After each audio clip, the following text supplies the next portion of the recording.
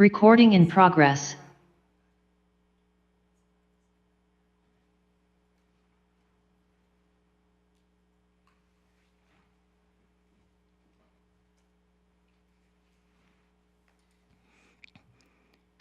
Thank you for bearing with us while we double check our connections and set up for this meeting. We will start in just a moment.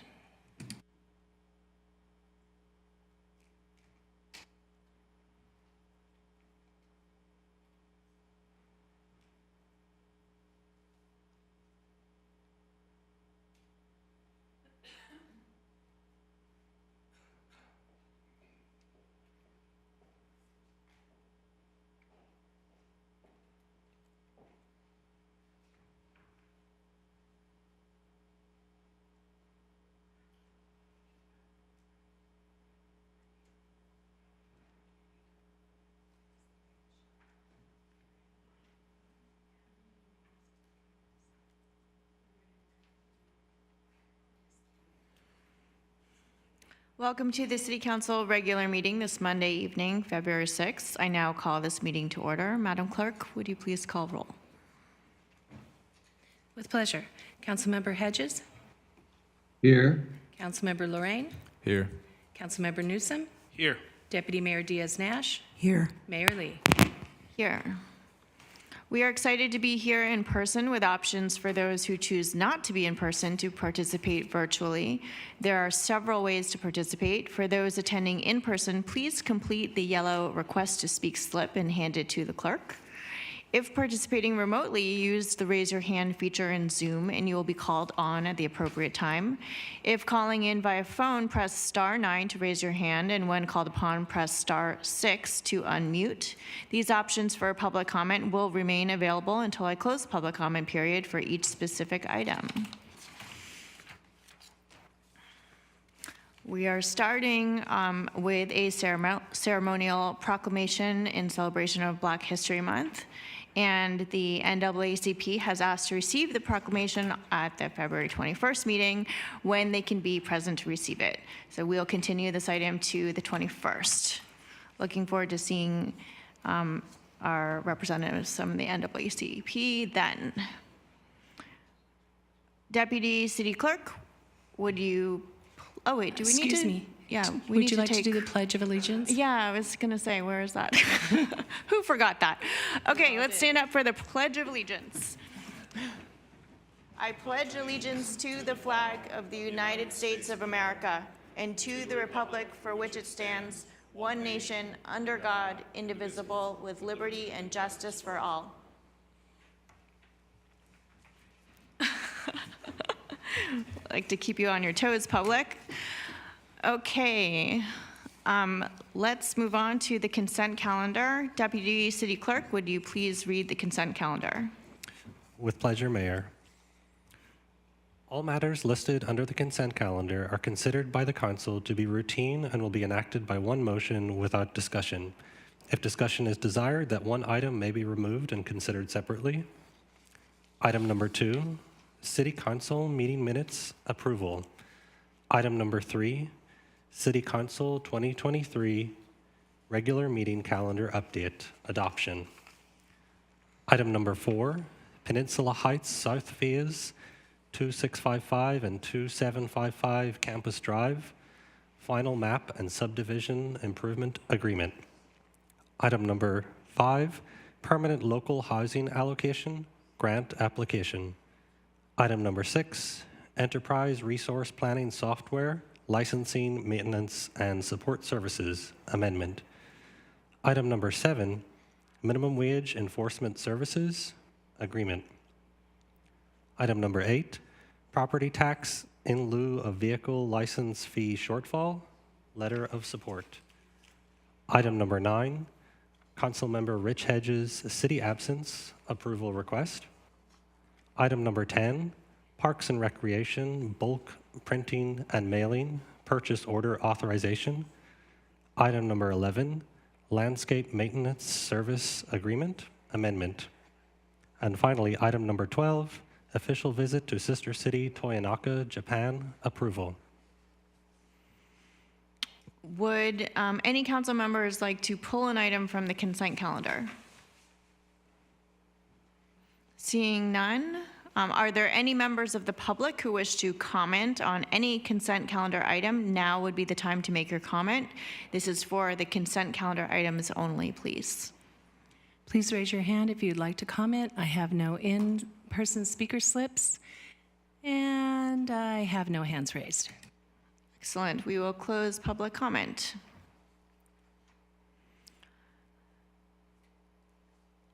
Next on the agenda is, Madam Mayor, we would like to right. take a vote. where's, I make a motion to approve the consent calendar items. Second. Thank you. Councilmember Newsom, Yes. Councilmember Hedges, Yes. Councilmember Lorraine, Yes. Deputy Mayor Diaz-Nash, Yes. Mayor Lee. yes, Motion carries 5-0. okay. Now,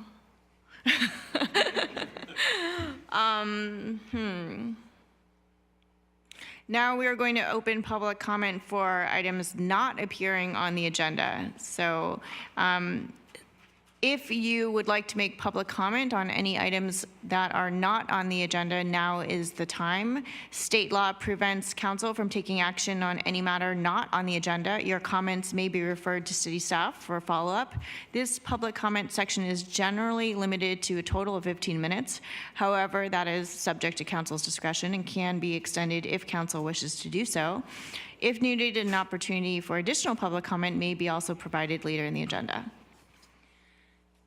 Thank you, Madam Mayor. We have one hand raised. Please raise your hand at this time if you intend to comment for items not on the agenda. I have no in-person speaker slips. We have 2 hands raised right now, 3 hands raised.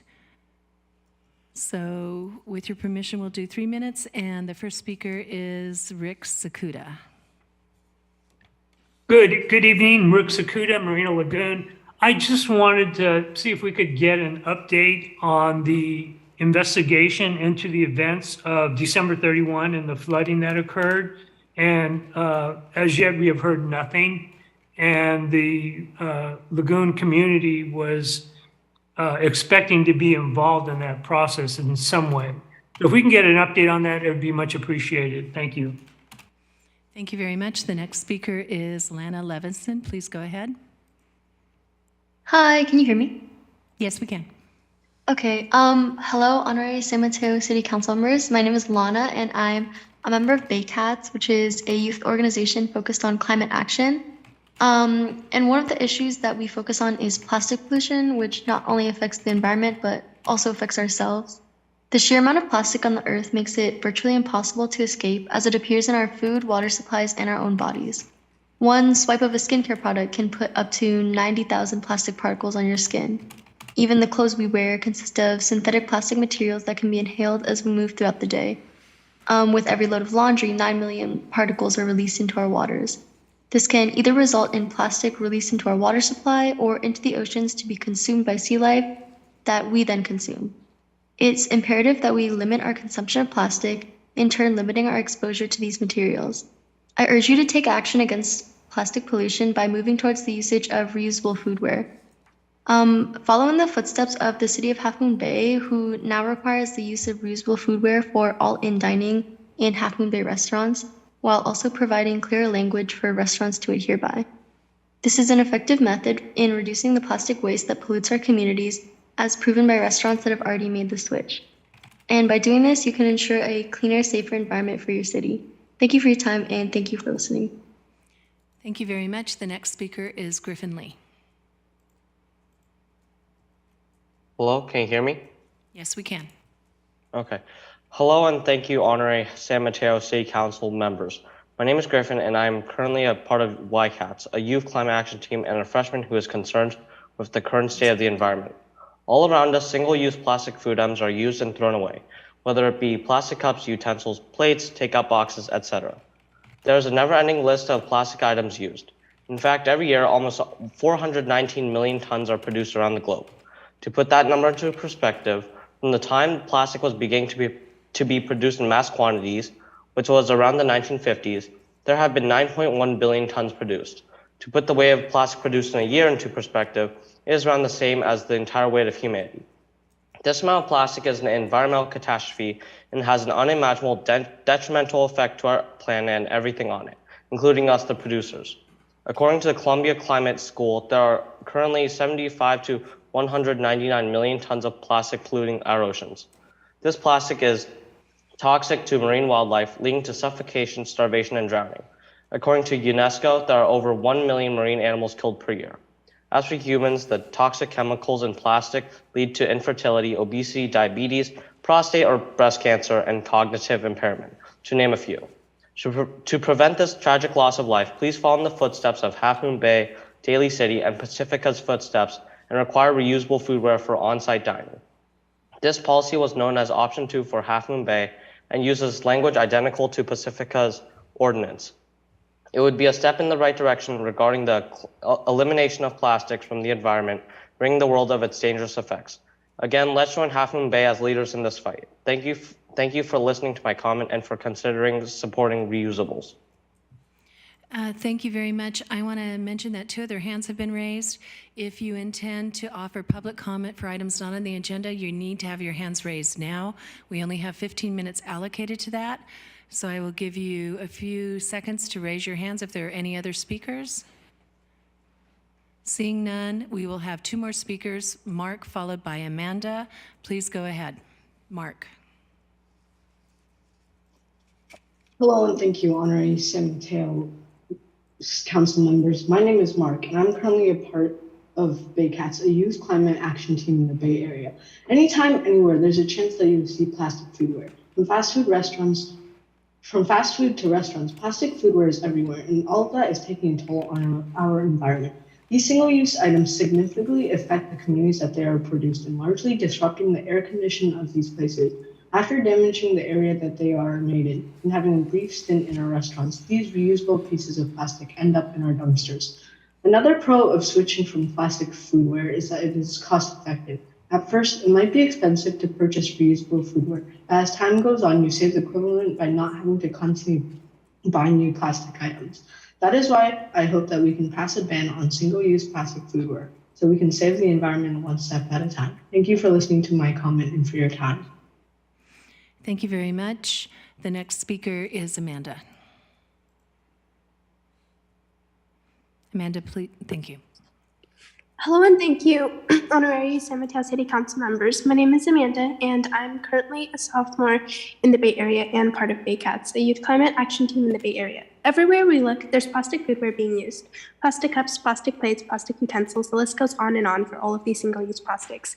Every year, over 380 million tons of single-use plastic is produced.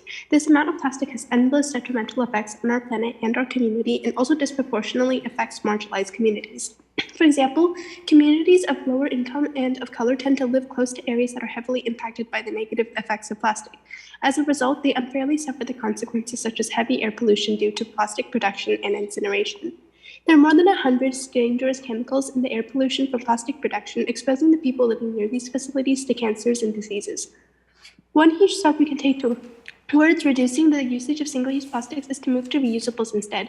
San Mateo has already been great about prioritizing reusable foodware in the past. Therefore, I urge you to follow in the footsteps of Half Moon Bay City, Daly City, and Pacifica's footsteps and require reusable foodware for on-site dining. This policy was known as Option 2 for Half Moon Bay and uses language identical to Pacifica's ordinance on reusables. Adopting this policy would be a tremendous step in the right direction towards the total elimination of plastics from the environment, ridding the world of its dangerous effects. Thank you for listening to my comment and for supporting reusables. Thank you very much. Madam Mayor, we're done with public comment. Wonderful. Thank you so much to our young people for coming out. I did want to ask our city manager, do we have a timeline for coming back to council with an update on our evaluation of the flood response? I don't think we have a set timeline now. We're working on it as we speak. I think if Public Works Director, if Azalea Mitch is in the crowd, if she could maybe come address that at a higher level. Okay, so I don't see her, but it's on our radar and we are working on it. And when we have an update to share, we will do so. Yeah, and since she's not there, I will say that the right now the third party is working on the recreating the storm specifically at the lagoon and the effect on the lagoon and the pumps and their operability that day. And then the next bit of work will be more upstream with the creeks, whether they flow into the lagoon or into the bay. To address Mr. Sakuta's comments, yes, we are going to be engaging the community. The plan is certainly, before any of the reports are finalized, to go out and do community engagement, hear from the community, and get their feedback on the preliminary results of the studies prior to finalizing and then coming back to council. I just don't have a timeline on when exactly that's going to be, but we are working in earnest on that direction. Thank you so much. And for the young people who spoke up, I believe that we have we are currently working on that ordinance and implementation plan. Did you have an update on that? Sure. So the ordinance has already been adopted over a year ago and went into effect as of October. Yes. So rightly pointed out that there still are many single-use plastic utensils in our ecosystem, and the city has committed to changing that, and it's a matter of education and enforcement and implementation. So thank you, young people, for showing up and caring so much about our planet. Next, we will move on to our public hearing, item number 13 at 1654 South Grant Street, unit number 2, property owner appeal of permanent relocation costs. We have a presentation from Kristen Ayu, yes? Our enforcement officer. Help us pronounce the last name correctly. Ayu. Ayu. Yeah, you got it right. Wonderful. Thank you. Welcome, Kristen, and we look forward to your presentation.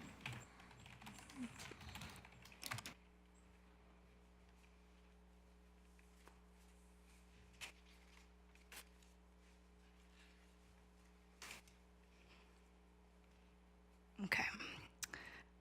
Good evening, Mayor Lee and council members. My name is Kristen Ayu, and I'm a code enforcement officer here with the City of San Mateo. Before you tonight is an appeal from the property owner of 1654 South Grant Street, unit number 2, for the cost incurred for the permanent relocation of the tenant household. Before I present the appeal, I would like to first give you an overview of the ordinance 7.50, property owner obligations with respect to tenants displaced from unsafe or substandard units. This ordinance was adopted in June of 2019, where code enforcement inspects and enforces the current condition of the property to ensure the safety of the tenants while the substandard and or immediate life safety conditions are being addressed.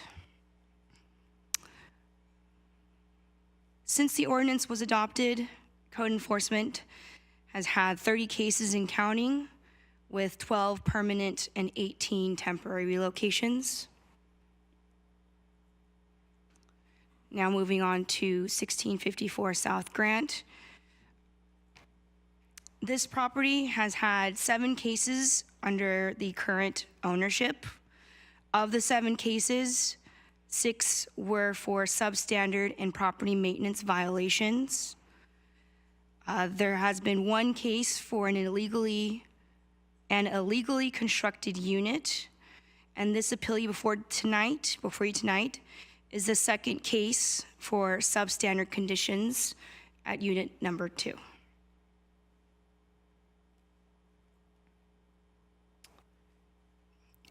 On August 31st, 2022, code enforcement received a complaint for visible mold, electrical issues, cockroaches, and rodents. On the same day, city staff conducted an inspection and confirmed the unit had visible mold in the bedroom and bathroom, cockroaches and evidence of rodents in the kitchen, non-operable or missing smoke detectors throughout the unit, and the kitchen sink did not reach minimum hot water temperature. Because the substandard conditions observed were not an immediate life safety condition, city staff's goal was to work with the property owner to address the substandard conditions in a timely manner, and we wanted to prevent the tenants from being displaced. As a result, a notice to abate was mailed and required the owner to obtain a mold and pest control inspector. Here are a few photos of the inspection conducted on August 31st, 2022. This photo is the kitchen behind the fridge. The little dots you see are cockroaches. The next photo is of one of the bedrooms. This is the bedroom ceiling. As you can see, the black discoloration, that is mold. And lastly, this is the bathroom ceiling, and again, there's visible mold on the ceiling.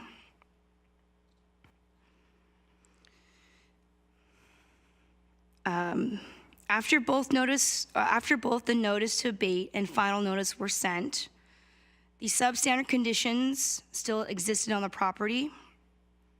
During this time, city staff had several conversations with the tenant where they stated they did not want to leave. A notice to vacate was then issued, requiring the owner to temporarily relocate the tenants from the substandard conditions because multiple abatement periods expired without the corrections being made. After the tenant received the notice to vacate, they continued to protest vacating the unit and were hoping the owner would address the violations soon. On October 31st, 2022, Code Enforcement received a mold report from the property owner stating all mold had been cleared. In response, city staff conducted an inspection on November 1st, 2022, and confirmed the substandard conditions were still present and had gotten worse. Here are photos from November 1st, 2022. This is the same area of the kitchen during my initial inspection. As you can see, there's more cockroaches. Here's the bedroom. You can see the mold is still present on the ceiling. And then I also saw additional mold in another area of the bedroom along the wall. And lastly, this is the same location in the bathroom that I previously had a photo of. Again, it's the ceiling of the bathroom where there's mold.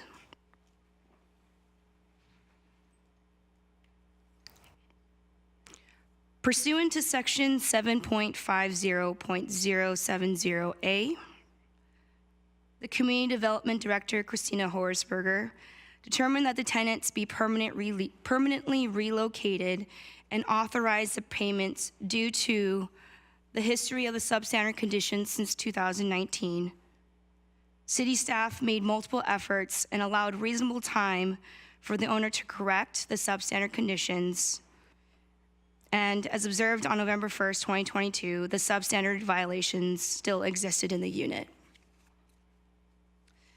As a result, the city paid the tenant permanent relocation costs. The tenant vacated the unit, and the notice to invoice the owner for the permanent relocation was mailed. Pursuant to section 7.50.090, the permanent relocation amount is calculated based on the number of bedrooms in the HUD fair market rent schedule. This is then multiplied by 3 months. Additionally, the tenant is also entitled to $1,000 for immediate vacation allowance because the tenant received fewer than 30 days advance notice before being displaced. As a result, the property owner is responsible for reimbursing the city $10,594. That concludes my presentation, and I'm happy to answer council's questions. Joining me tonight is the Community Development Director, Christina Horsberger, who's also available to answer any questions as well.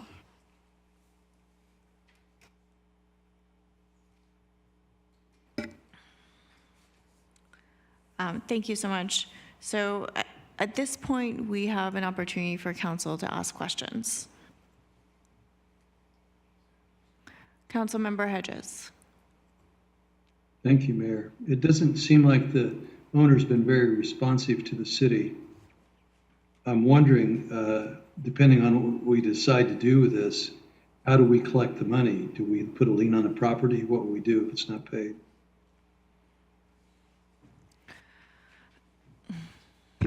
Prasanna, would you like to answer? Sure. So under the ordinance, the city can bill the property owner, can send an invoice, and the owner must pay those relocation costs. And then ultimately, the ordinance provides for the city, allows the city to record a lien on the property.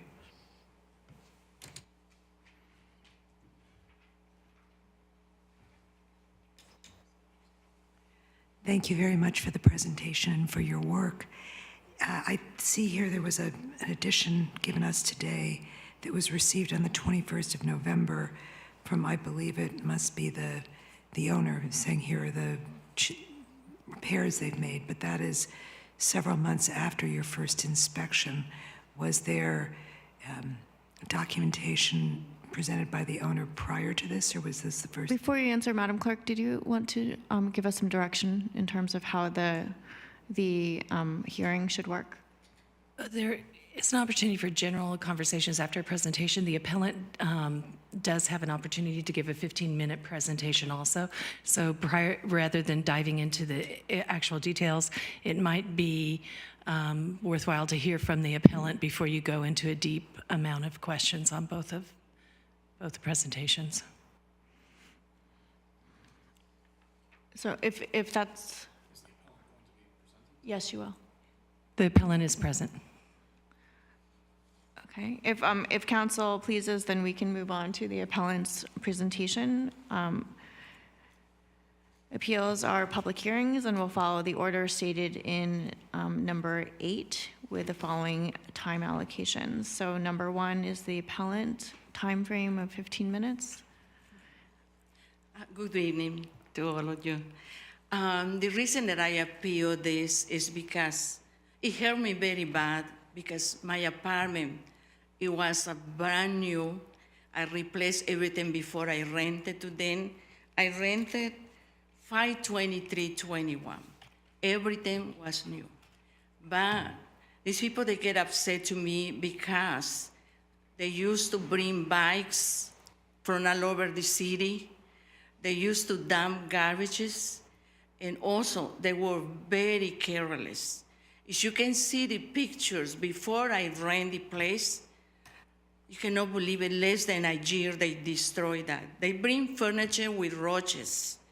They were living with 11 people in the place. They don't like to hear that, and they start doing this kind of complaint.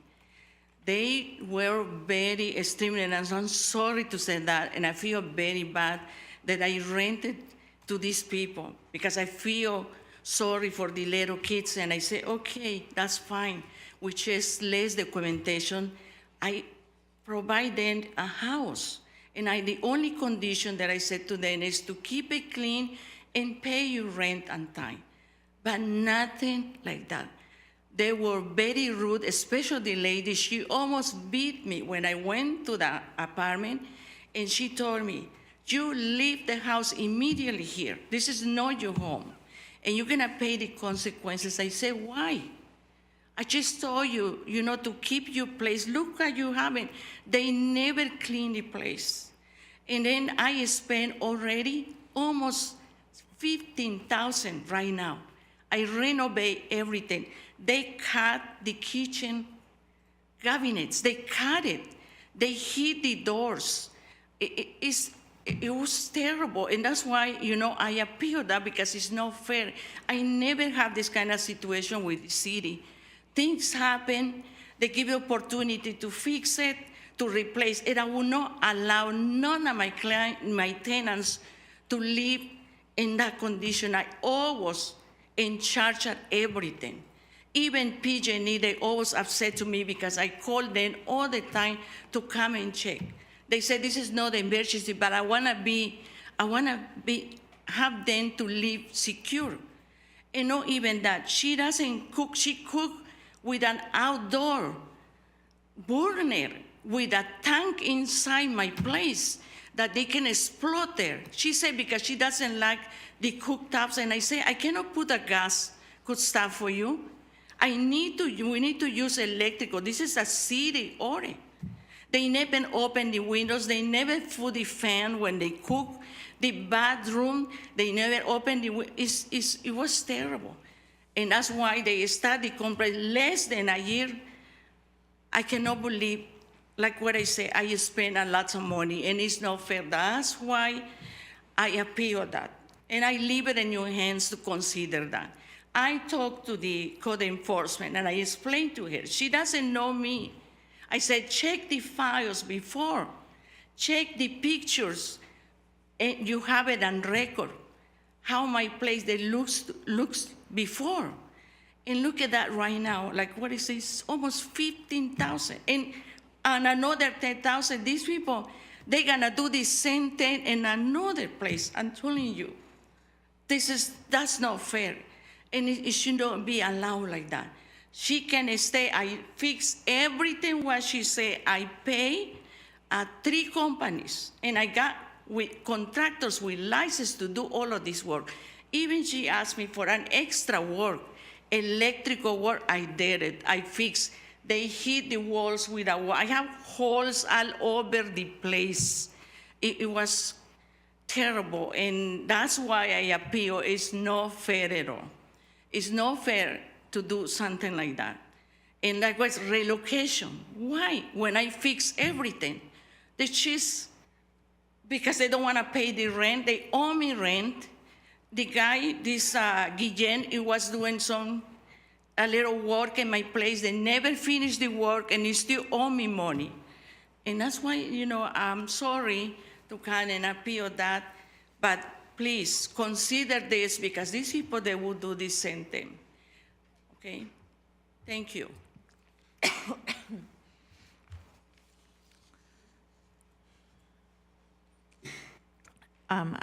So the appellant yields her time, and this is the time for individual speakers, so that's public comment, is that right?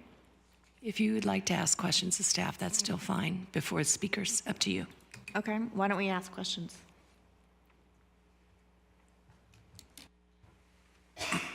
Excuse me.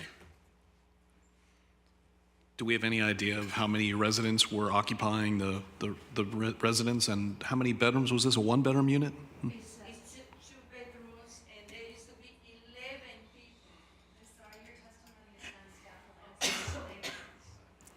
people. This is a 2-bedroom, 1-bathroom unit, and the report, I believe, says the number of tenants that were living in there. I believe it was 7.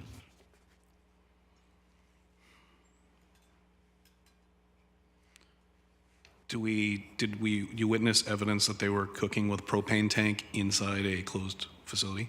I did not.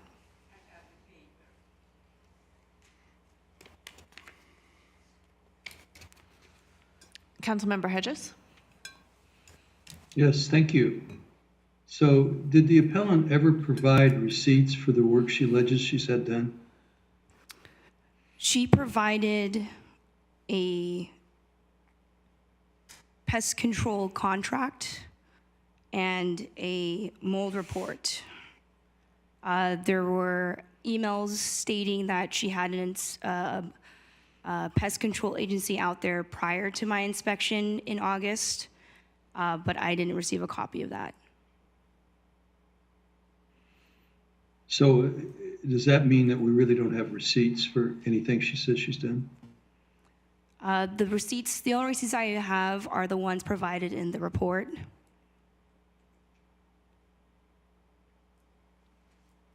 Thank you. Deputy Mayor? Thank you. The appellant said that she provided photos of what the apartment looked like before the tenants moved in.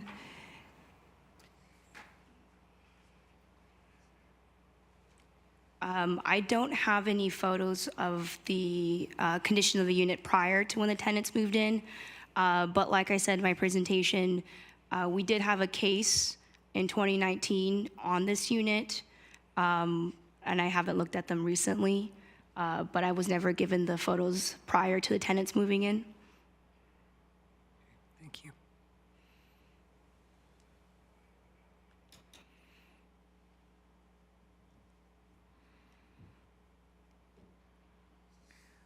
I would like to ask, in your professional opinion, some of the mold that was seen in the photographs. In your professional opinion, have you seen any scenario where mold would have grown to that extent in a matter of a couple of months? So we are not certified or licensed mold inspectors, but our ordinance is very specific as to what we enforce. We enforce the California Health and Safety Code, which states visible mold. I've dealt with several cases where mold does grow fairly quickly, if not abated the correct way. In my past experience and how code enforcement addresses these types of violations, if they're in a porous surface, the way to remove it would be to remove the drywall completely, or it just grows back. So that's what I've seen in my past experience. Do you recall if in 2019 there was also a condition of mold? Yes. I didn't, I wasn't assigned that case, but based on the previous officer's notes, there was mold. And I know that, you know, maybe you're not a public health professional, but if you don't mind speaking to some of the health impacts of mold. So there's different types of mold, and it affects different types of people. Sometimes it doesn't affect them right away. Sometimes it takes a while for them to feel the effects.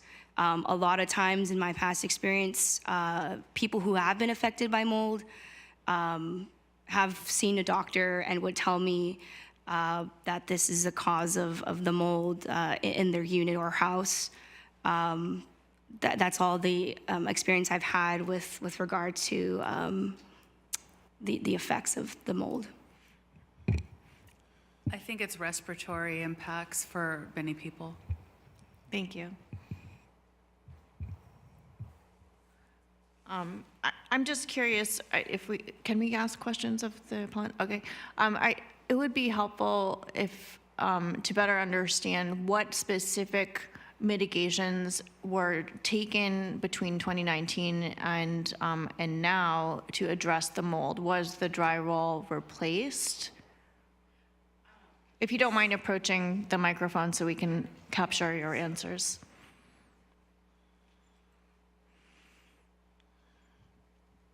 Yeah, in 2019, there were no mold there. They used to cook, and like what I said, they don't open the windows, and that's why everything accumulated, and not enough ventilation to the people that used to live there. But so my specific question was in 2019, between 2019, when the first case of mold appeared, to today, has any effort been attempted to remove the drywall? They removed drywall. Yeah, they fixed it. I remodeled the rooms. Everything was remodeled. Yeah. It was removed. We put also, the city was in charge, and the city used to come and check all of the work and everything there. And everything came okay. You have the records. That's what I talked to the code enforcement. Check your records and see. Everything was done. Everything was clear. I replaced everything in the apartment. Does anyone have any other questions?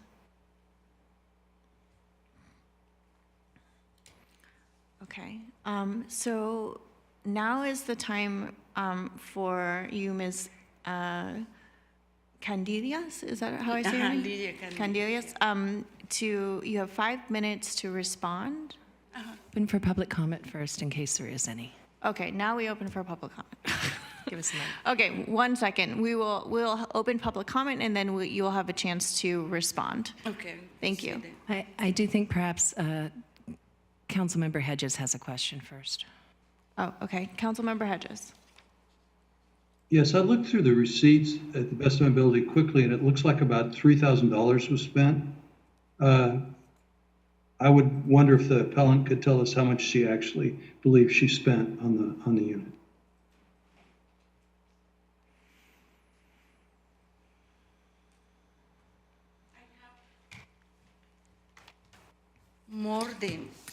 More than 10,000. I have all of my receipts that I pay to the company who do the electrical. It was almost 2,000. The person who treat the mall, it was 3,000. And also the termite company, and I replaced the doors and I replaced all of the cabinets. Right now, it's like what I say, it will reach 12 to 15,000 to do. So that I could I ask a spend. follow-up? Yeah, and I have receipts. Is the one I see. I will be very happy to send it to the city. Plus, I lost rent, because I cannot rent the place. I had to fix it first, have everything ready to be able to rent it. So I'd like to ask a follow-up. Please, excuse. So I'm trying to get this in perspective. So was this money you spent prior to this inspection and demand? Because I think there was another case, or after the current case? After the Started. current place. Before it was another money that I spent. But this one is just recent. I just finished. And Okay, thank you. Okay, you're welcome. Oh, we have one more question. I think this question is more for staff. But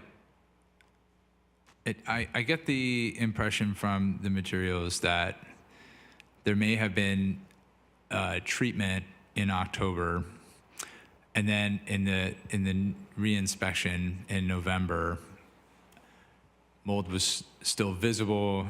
We saw the pictures, but I guess I was curious about staff's opinion on, how that might be, particularly with regard to the mold. I did see that in the report it noted something about the vendor saying something to the effect of that perhaps it's dead mold, and but I guess what concerns me, the reasoning behind this question is if a landlord seeks out treatment from a provider and it doesn't seem to provide the intended effect.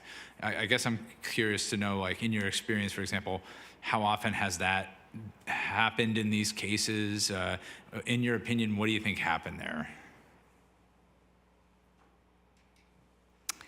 I actually spoke to the vendor or the mold abater. I've never dealt with this type of abatement before. And the past experience that I've had with cases like these, they've always completely removed the drywall. Again, going back to our ordinance, it clearly states visible mold. I mean, as you can see in the photos, it didn't seem like anything changed from my initial inspection and my second inspection. I mean, we're not the experts. That's why we rely on these certified and licensed agencies or companies. And yeah, I mean, that's all. I think it would be unusual that we would get a report that the situation was abated on the 31st, and then we would inspect the site on the 1st, and there would be no change. And we did have a report that there was treatment on the 25th, and a week later to see the situation look nearly identical. I think that would be unusual if the abatement technique that was used was actually done effectively.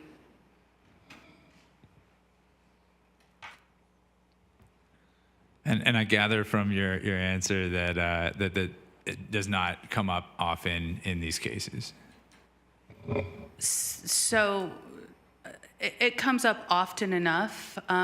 Kristen deals with the cases that are assigned to her, but in my experience with the code enforcement manager, they come up a little more frequently. As Kristen has stated a few times, while we've been discussing this case, we're not experts in this field. That is why we rely on the industrial technologists that we have provide the professional inspections and do the abatements, and we rely on their reports and their professional expertise and opinions and the reports that they provide to us through the landlords. But we would expect that they would replace the drywall because cleaning is a temporary solution, and so replacement is a better solution that is more effective for the long term. You can clean it off and make it look better, but the spores remain in the wall from my experience, and it does return over time. And so it's not a long-term solution from my layperson's experience. Thank you. Public comment? If you have an interest in commenting on this item, please raise your hand now. If you're a member of the public and would like to comment in person, please provide a speaker slip. I'll give you a moment to raise your hand.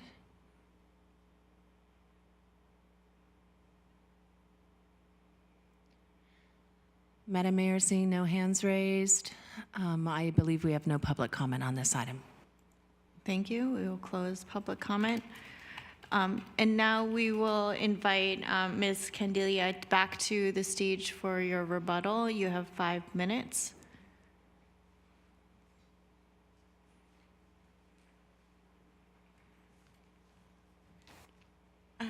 Also, I would like to mention that when I was looking for the termite company, I explained to the code enforcement lady that I looked for several companies and they give me a frame time like in a month because they were very busy and it's a lot of cases around in San Mateo.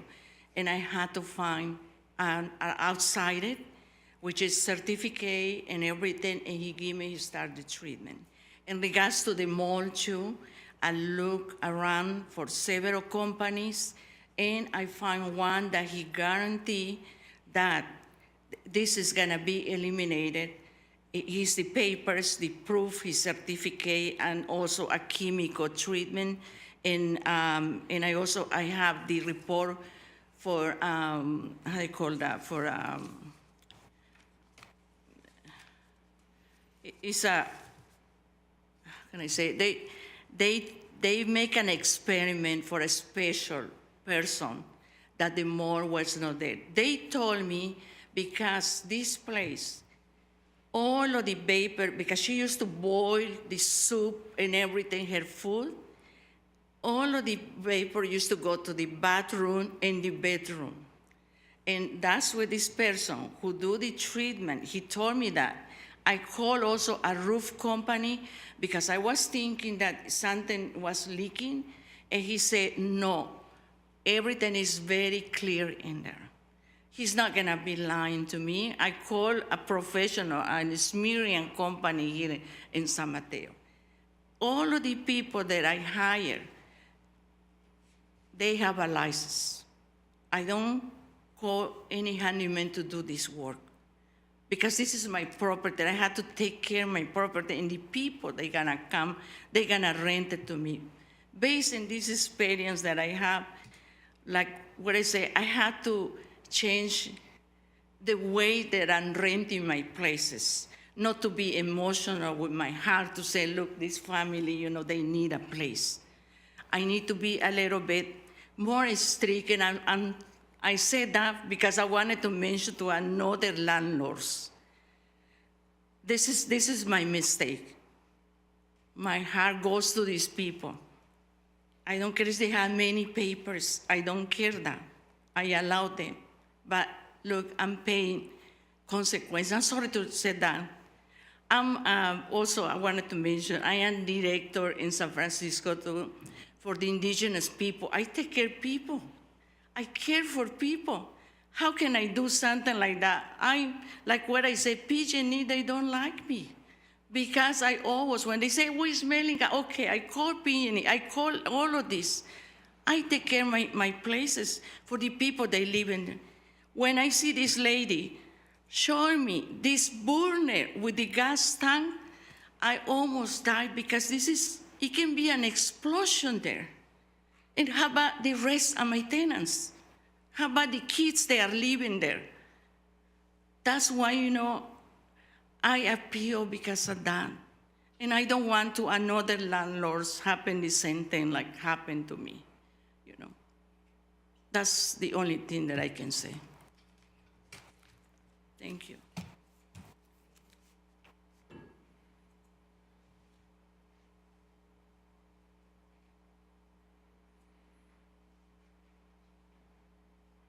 Okay. At this time, it says, so I'm trying to make sense of my notes here. You can ask any additional questions and then go on to deliberations at this time. Okay, thank you. Yes, we have an additional question from Councilmember Newsom. Inspector Ayu, could you tell me, did you inspect the ventilation in the apartment? Meaning, is there adequate ventilation in the bathroom and in the kitchen, and were both fans working? In the bathroom, there was no fan, but it had adequate ventilation with a window. In the kitchen, I did not turn on the hood, but there were multiple windows in the kitchen, so there was proper ventilation, even without the vent. Well, I mean, according to current building standards, we wouldn't allow a bathroom to not have an exhaust fan. So it isn't actually up to, if the bathroom would be replaced right now, it is actually not up to code, right? I don't have, the bathroom, the building is older. Yeah, if it was brought to current code, it would probably need, yeah, so, but, that. Thank you.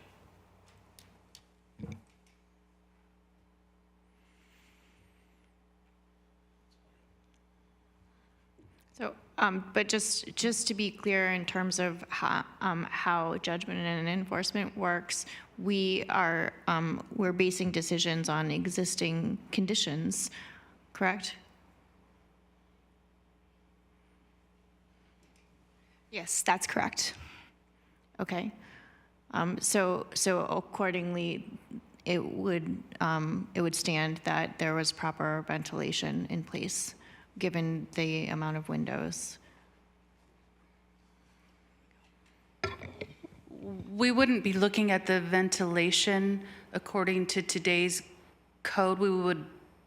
We don't know what the date was that the bathroom was installed, so we're not looking at past improvements to the bathroom and dating the bathroom back to the date that the bathroom was constructed and looking at today's ventilation standards. Right. Any other questions? So this is the time for council to deliberate and provide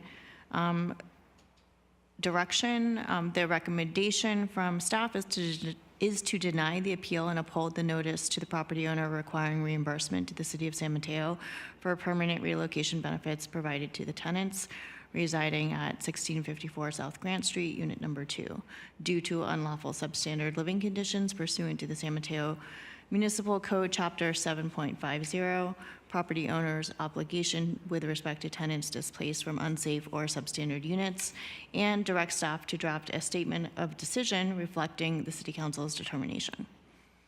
Who would like to start? Councilmember Hedges. I would move that we support staff's recommendation, and then we can discuss it if there's a second.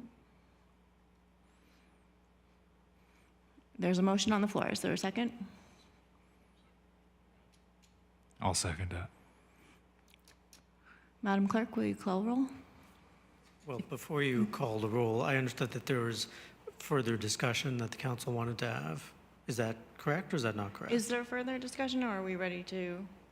If there's no further discussion, that's fine, but Okay, it seems we're ready. okay. Thank you. Councilmember Hedges, Yes. Councilmember Lorraine, Yes. Councilmember Newsom, Yes.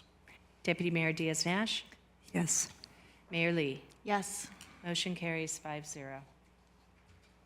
Again, through the mayor, what this means is that at the next council meeting, we'll bring back a statement of decision reflecting the council's decision, which would be included on the consent calendar. That would be the next step, as part of the staff recommendation. Excellent. Thank you. We look forward to seeing it again. Thank you for your comments, Ms. Candilla, and we hope that, that the repairs are made properly and that your tenants can return. So we'll move on to new business. Item number 14, 2022 to 2023 mid-year budget update and Measure CC options. We have a presentation from Director of Finance, Rich Lee.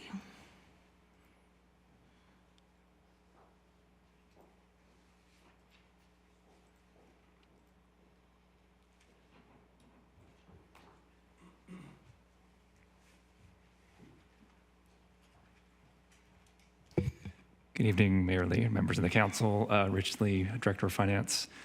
The item before you is the 2022-23 mid-year budget update. Since the council is relatively new, I'm going to spend a little bit of time providing some background information. We typically focus on the general fund during budget discussions because it is the chief fund for the city. It accounts for all of the tax revenue, and it pays for nearly all of the core services, namely police, fire, parks and recreation, library, city administration. The operating budget, it constitutes an even larger portion. 70% of the operating budget is the general fund. So the majority of the presentation this evening will be on the general fund for the council. At a high level, going from left to right, this is the general fund. The adopted budget was $159.5 million in total revenues and $165.4 million in total expenditures.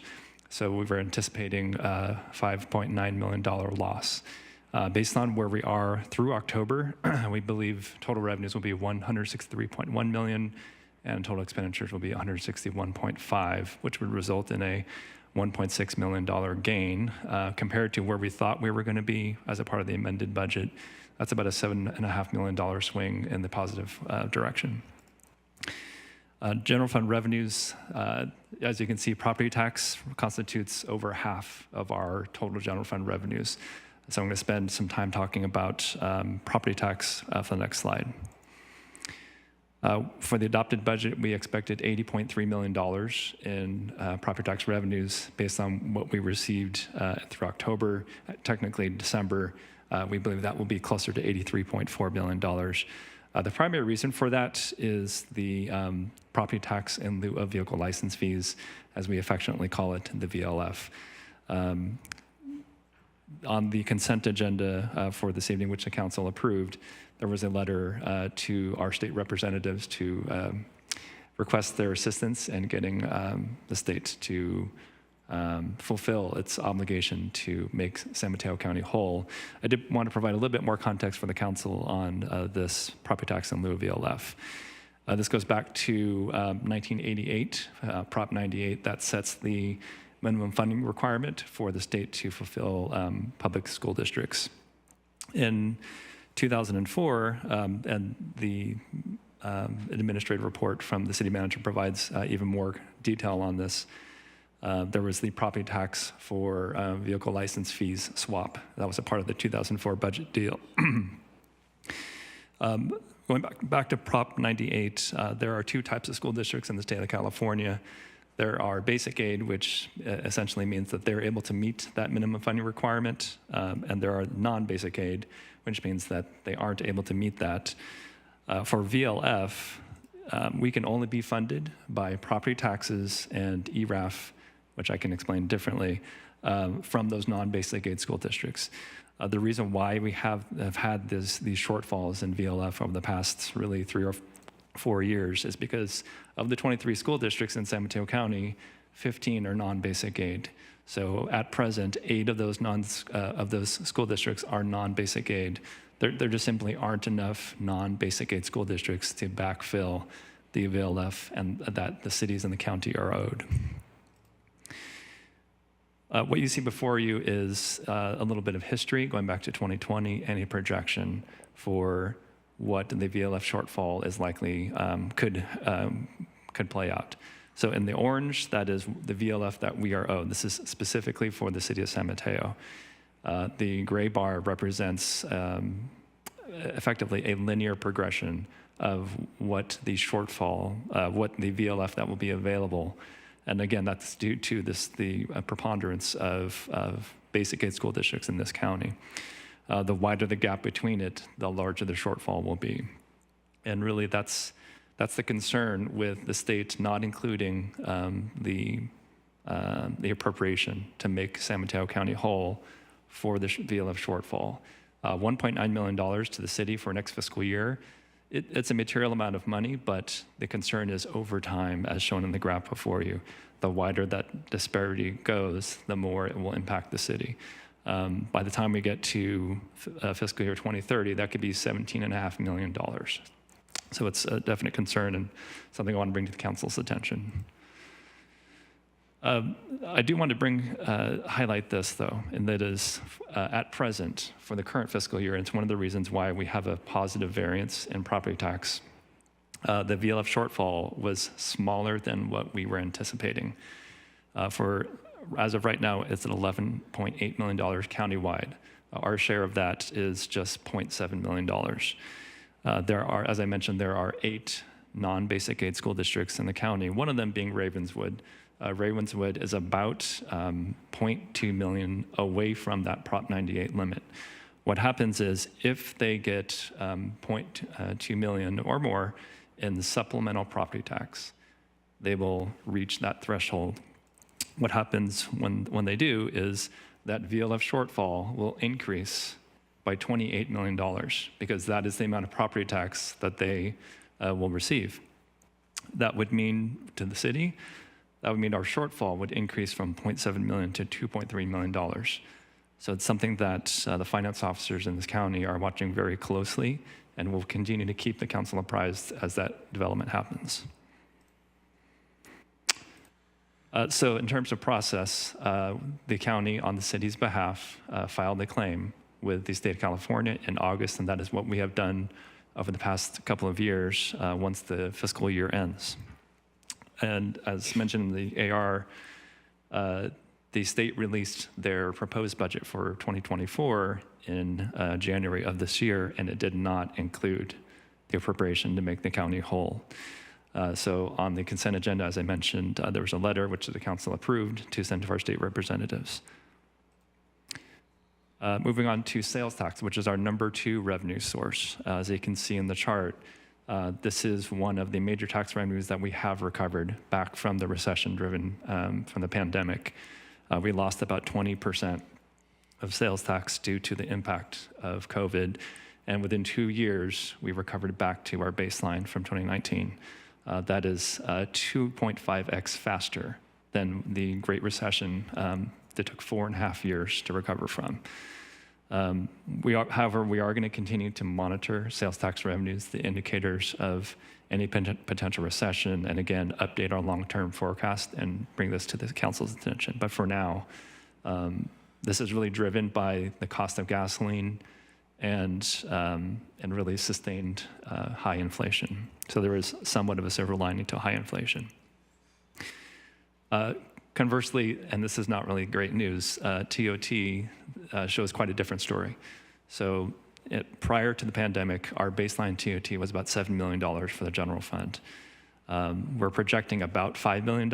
Now, that's better than where we thought we were going to be immediately following the pandemic, but still, we have not recovered back to that baseline, and it's really the largest question mark that we have long term. Will we ever get back to where we were before the pandemic? Because our TOT base is really business travel, and that was the industry that's going to be the last to recover. And the question is, will it ever recover back to where it was? And just to add to that, when we passed the last TOT tax, it was budgeted at $7 million, and we are hoping to get an additional $1 million out of that tax increase, and we have not realized that increase. So really, the target was $8 million, and we're at $5 million. That's correct. Okay. Thank you.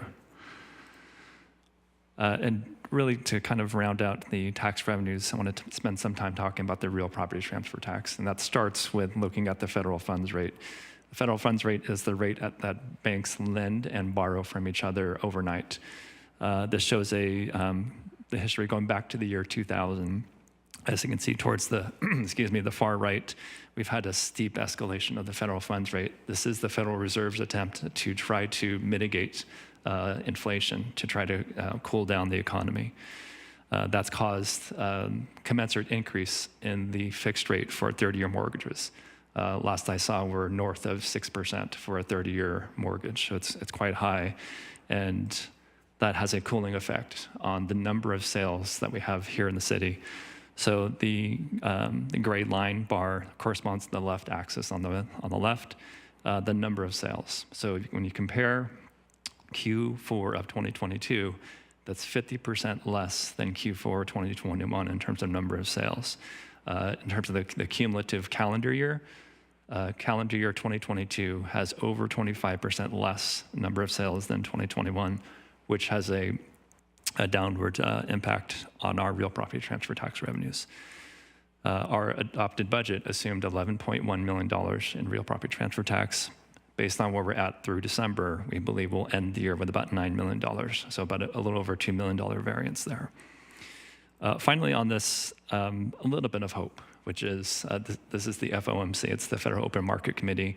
They kind of anticipate where the federal funds rate is going to be headed. And as I kind of walk the council through, this will ultimately have an impact on the mortgage rates, which will ultimately have an impact on our real property transfer taxes. Over the next couple of years, we're looking at a downward trend of the federal funds rate, and with an ultimate of about 2.5%. If we're able to meet that, that will hopefully have an upward mobility for our real property transfer tax, but also the people that purchased homes when the interest rate was high, they'll be able to refinance their mortgages at a lower rate. Also on this item, I wanted to bring to the council a discussion of Measure CC. I mentioned in the earlier session that Measure CC was passed by voters by over 70% during the November election. Pursuant to the ordinance, it was effective December 22nd, 2022. Since that time, and really since the beginning of the fiscal year, I've been monitoring the transactions to see were there any transactions, if it were in effect in July, that would have been subject to Measure CC. The answer is no. So there are really a couple of options for the council to consider, and really I'm looking for a direction from of how you want to move forward. One option is we could wait for Measure CC revenues to come in and be accounted for. Then the council will actually have something to appropriate. However, if there are high priority items, programs, projects that the council wants to consider, we could follow a similar process that we did for Measure S. The general fund fronted approximately $3.6 million in cost before Measure S went into effect. And Measure S has been paying back that to the general fund over a 10-year period, free of interest. So I'm kind of pause there and bring it to the council to see if there's input and a consensus that we can reach. Well, just to frame Measure CC, so it was a 0.5% increase to real properties that transferred at a sale of $10 million and above. And this increase, this very nominal increase, only applied to less than 1% of transactions. So we knew in the design of the tax structure that this would be a highly volatile and irregular source of income, correct? That's correct. And that's really the contrast that I tried to highlight in the staff report is with Measure S, that's one of our steadiest revenue sources.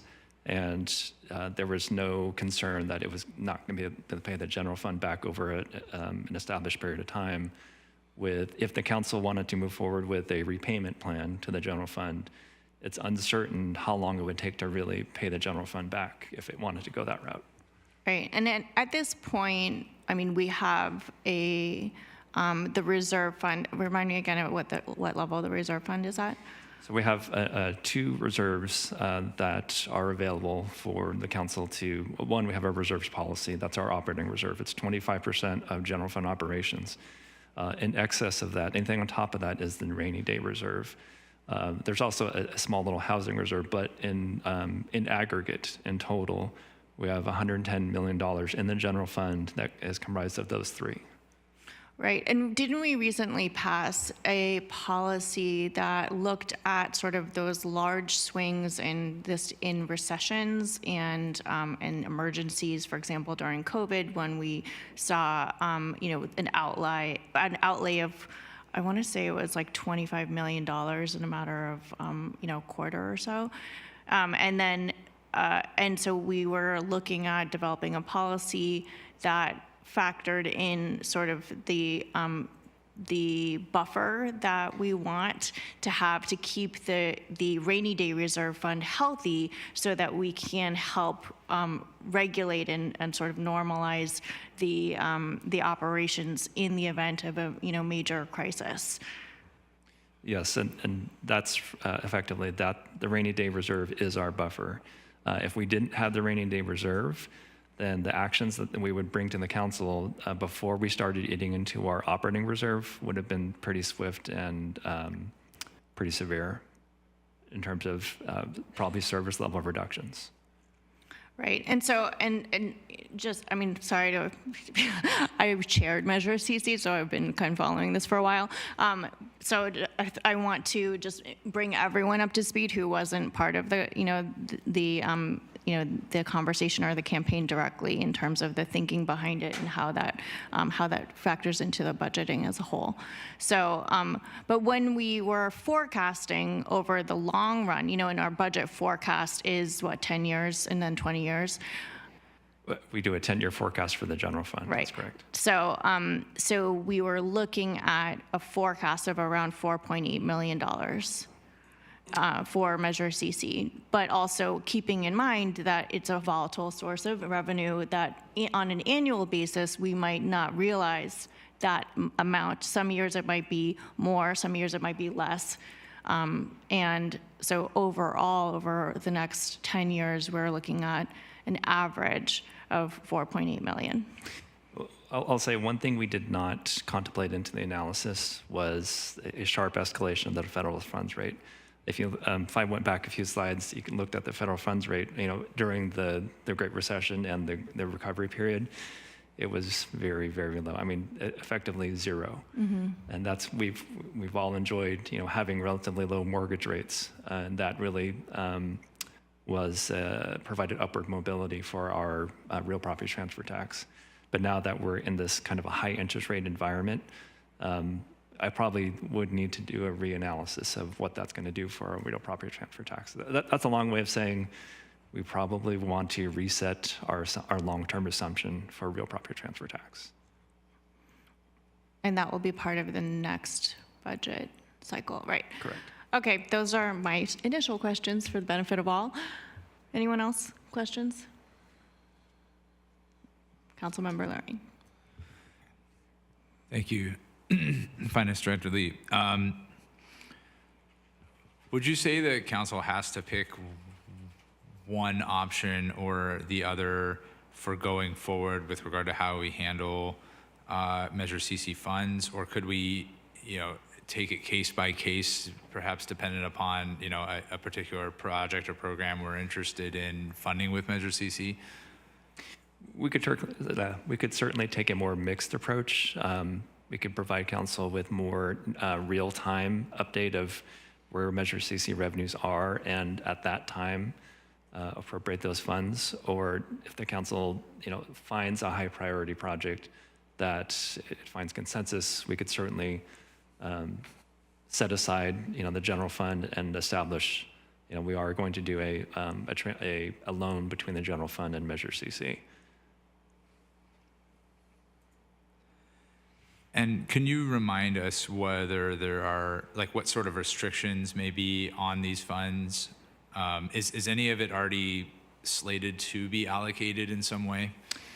They're not. So it was passed as a general tax. That means it can be used for any valid governmental purpose. However, there were certain priorities that the council identified, such as unfunded, capital improvement projects. But really, the language of the measure, that's kind of your guidance for what the funds can be used for. Thank you. Those are my questions at this time. Councilmember Hedges? Thank you, Mayor. I'm a bit nervous about borrowing from an insecure source of revenue, or borrowing to an insecure source of revenue and paying it back with funds we're not sure we're going to receive. I'd really like to know, with your best estimate, what you think the proper thing would be to do here. The conservative finance director is always going to advocate for waiting until funds are available to appropriate. But the council has input from the community that they have other priorities that they really want to address. I understand that, but I guess I would ask, what is the effect long-term if the money doesn't materialize, knowing that so many buildings in the city, especially where I live, have sold 3 or 4 times in the last 5 years and are being recreated as more stable properties. City Manager Corbett would like to have some input. Right. Yes, thank you. I would recommend at this point that we wait until we start to actually receive some revenue before we start appropriating it to various purposes, whether that be ongoing operations or capital. We're going to have multiple opportunities between the initial budget presentation in April, the public hearing in June, the budget adoption in June. Those are just 3 other times just for the rest of the fiscal year that we will be talking about city finances. So if we actually get revenues in between that time, we can continue this conversation.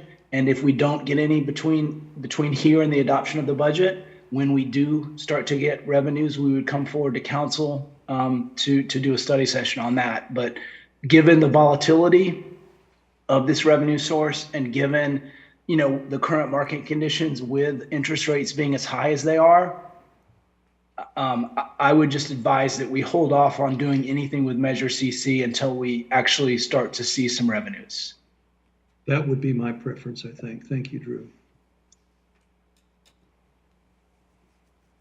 Through the mayor, I think in addition, Director Lee, am I right that San Mateo County is, if not the only county, then one of the very few counties that's in this very unenviable situation with having such a large amount of funds owed us by the state in this area? Are you referencing the VLF shortfall? Yeah. That's correct. So it's been only San Mateo County in the entire state of California that has had this issue. Now Napa County is unfortunately joining our company.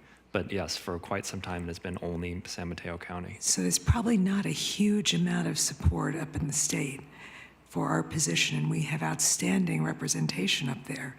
But they're fighting a lot of people that might disagree with our position. I say that only because it's could only grow as a shortfall, and we really can't count on anything coming. And then also we have an unfunded pension liability. We have a lot of other major issues that we all are very aware of. So I would second Councilmember Hedges' hesitancy to go forward, and let's wait and see what happens. And we also have to discuss what we want to do with the money. But I would recommend that we stay pat for now.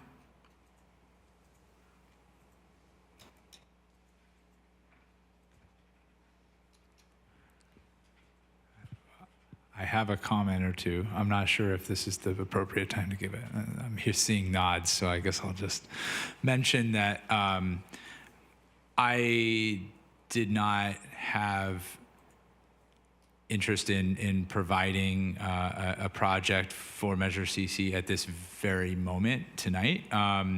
So per the city manager's comments, I would be fine in deferring until at least April to have it, to jump into anything with regard to how we would spend the money. But I think I would note that I am okay with keeping the option of having the general fund advanced resources on the table. And as we continue discussing through our strategic plan, and looking at this, updates to capital improvement, should the council find a priority project that's not currently being met and we don't expect to be met in other ways that could potentially be met here, I think part of the idea behind Measure CC was to have that tool, and so I will consider that as a possibility going forward. Well, I'm a small business person. I've always operated on a budget and had to manage a forecast, and I don't feel comfortable spending money that we don't have and we don't know when we're going to get. So for those reasons, I think I would prefer that we wait and see. That doesn't mean that, if we don't have some cause that maybe we can't revisit it, but for now I'm in the same camp as them.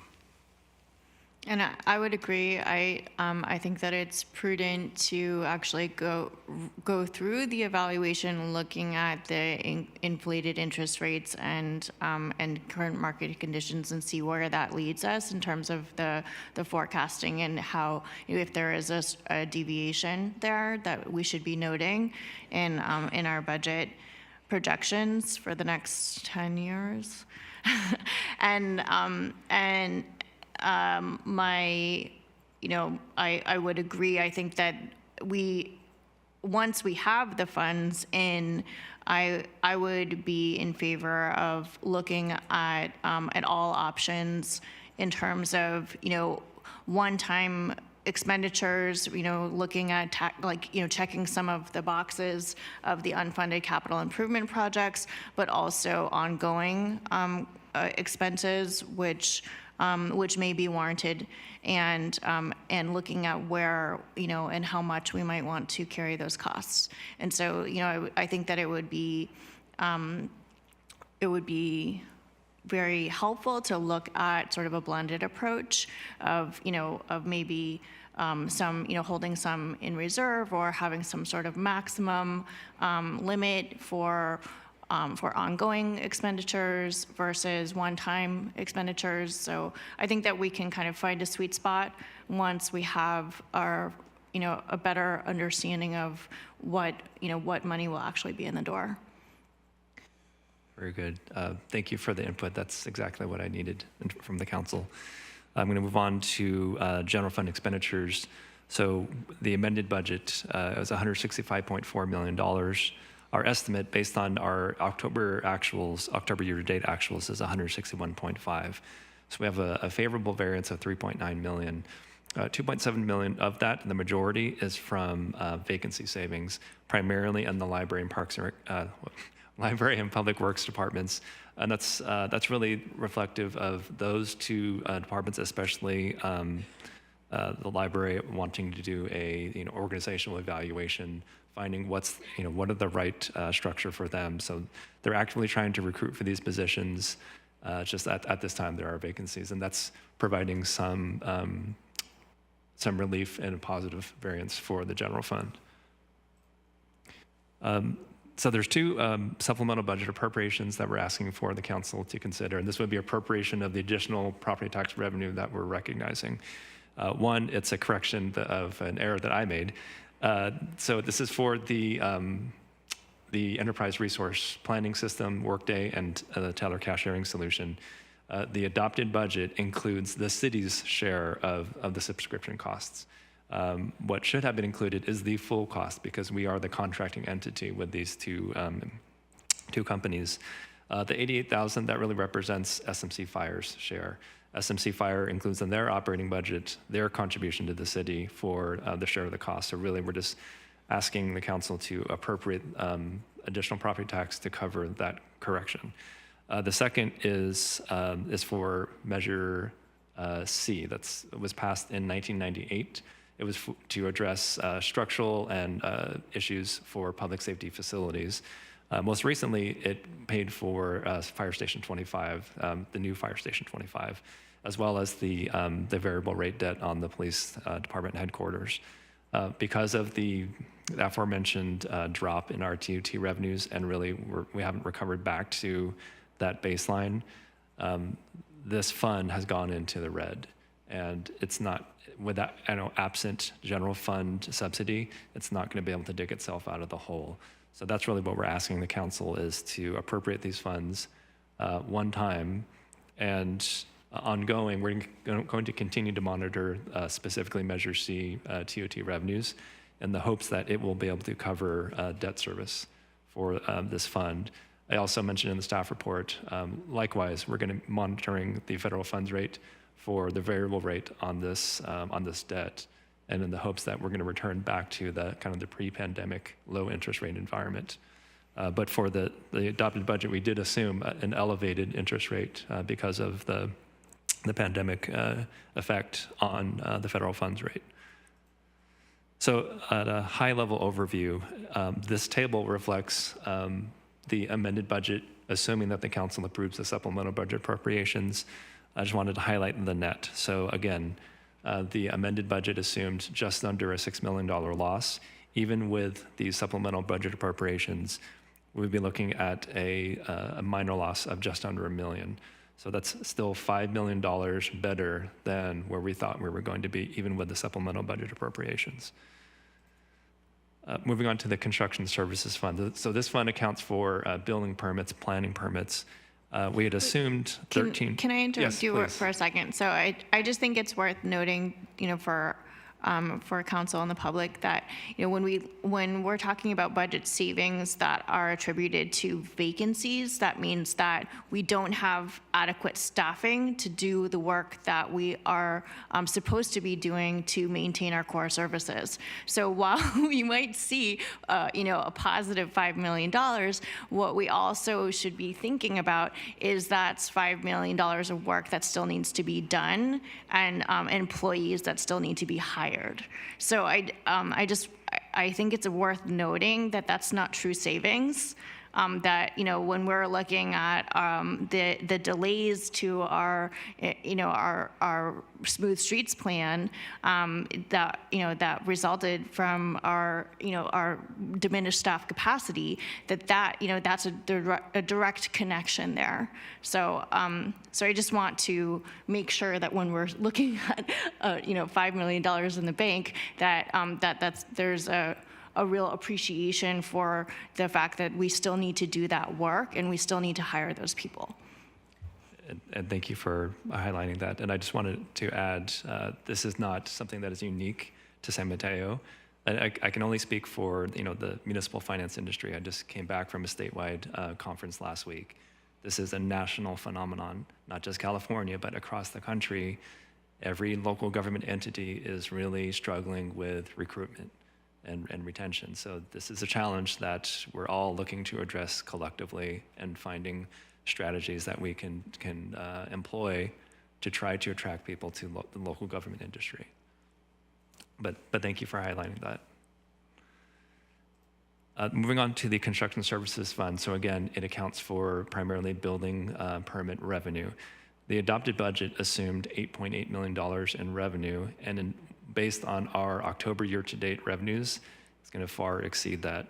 Really, that's a reflection of the demand for development-related services. I was talking with our deputy community development director, and he highlighted that he reminded me that there was the triennial California Building Code update, and typically when that happens, there is a what's the right word? There's an escalation. Yeah, there's a surge to get out in front of that before it goes into effect, and that's really the primary reason why we have more revenues than what we had anticipated. And for that reason, if you look at the net line, we're going to far outperform what we had thought. We thought we're going to have a drawdown of $8 million in fund balance, which is the long-term objective for this fund, to continue to draw down that fund balance. But it's just going to be a little bit slower than what we thought we were going to be because of that demand for development-related services. The sewer fund revenues should be, what we had budgeted. Again, to your point, Mayor Lee, we do have some vacancy savings here in the sewer fund, but other than that, it's fairly close to what the budget is, and we continue to build upon our fund balance in this fund, maintain debt service coverage requirements, and really fund the clean water program to bring the wastewater treatment plant and the underground flow equalization and the collection system to fruition for the San Mateo community. One last item that I want to cover with the council, and this is something that we typically do during the mid-year budget as well as the budget study session, and that is to discuss the impact of CalPERS and the pension contributions. Mayor Lee, you mentioned it before, and Deputy Mayor Diaz-Nash.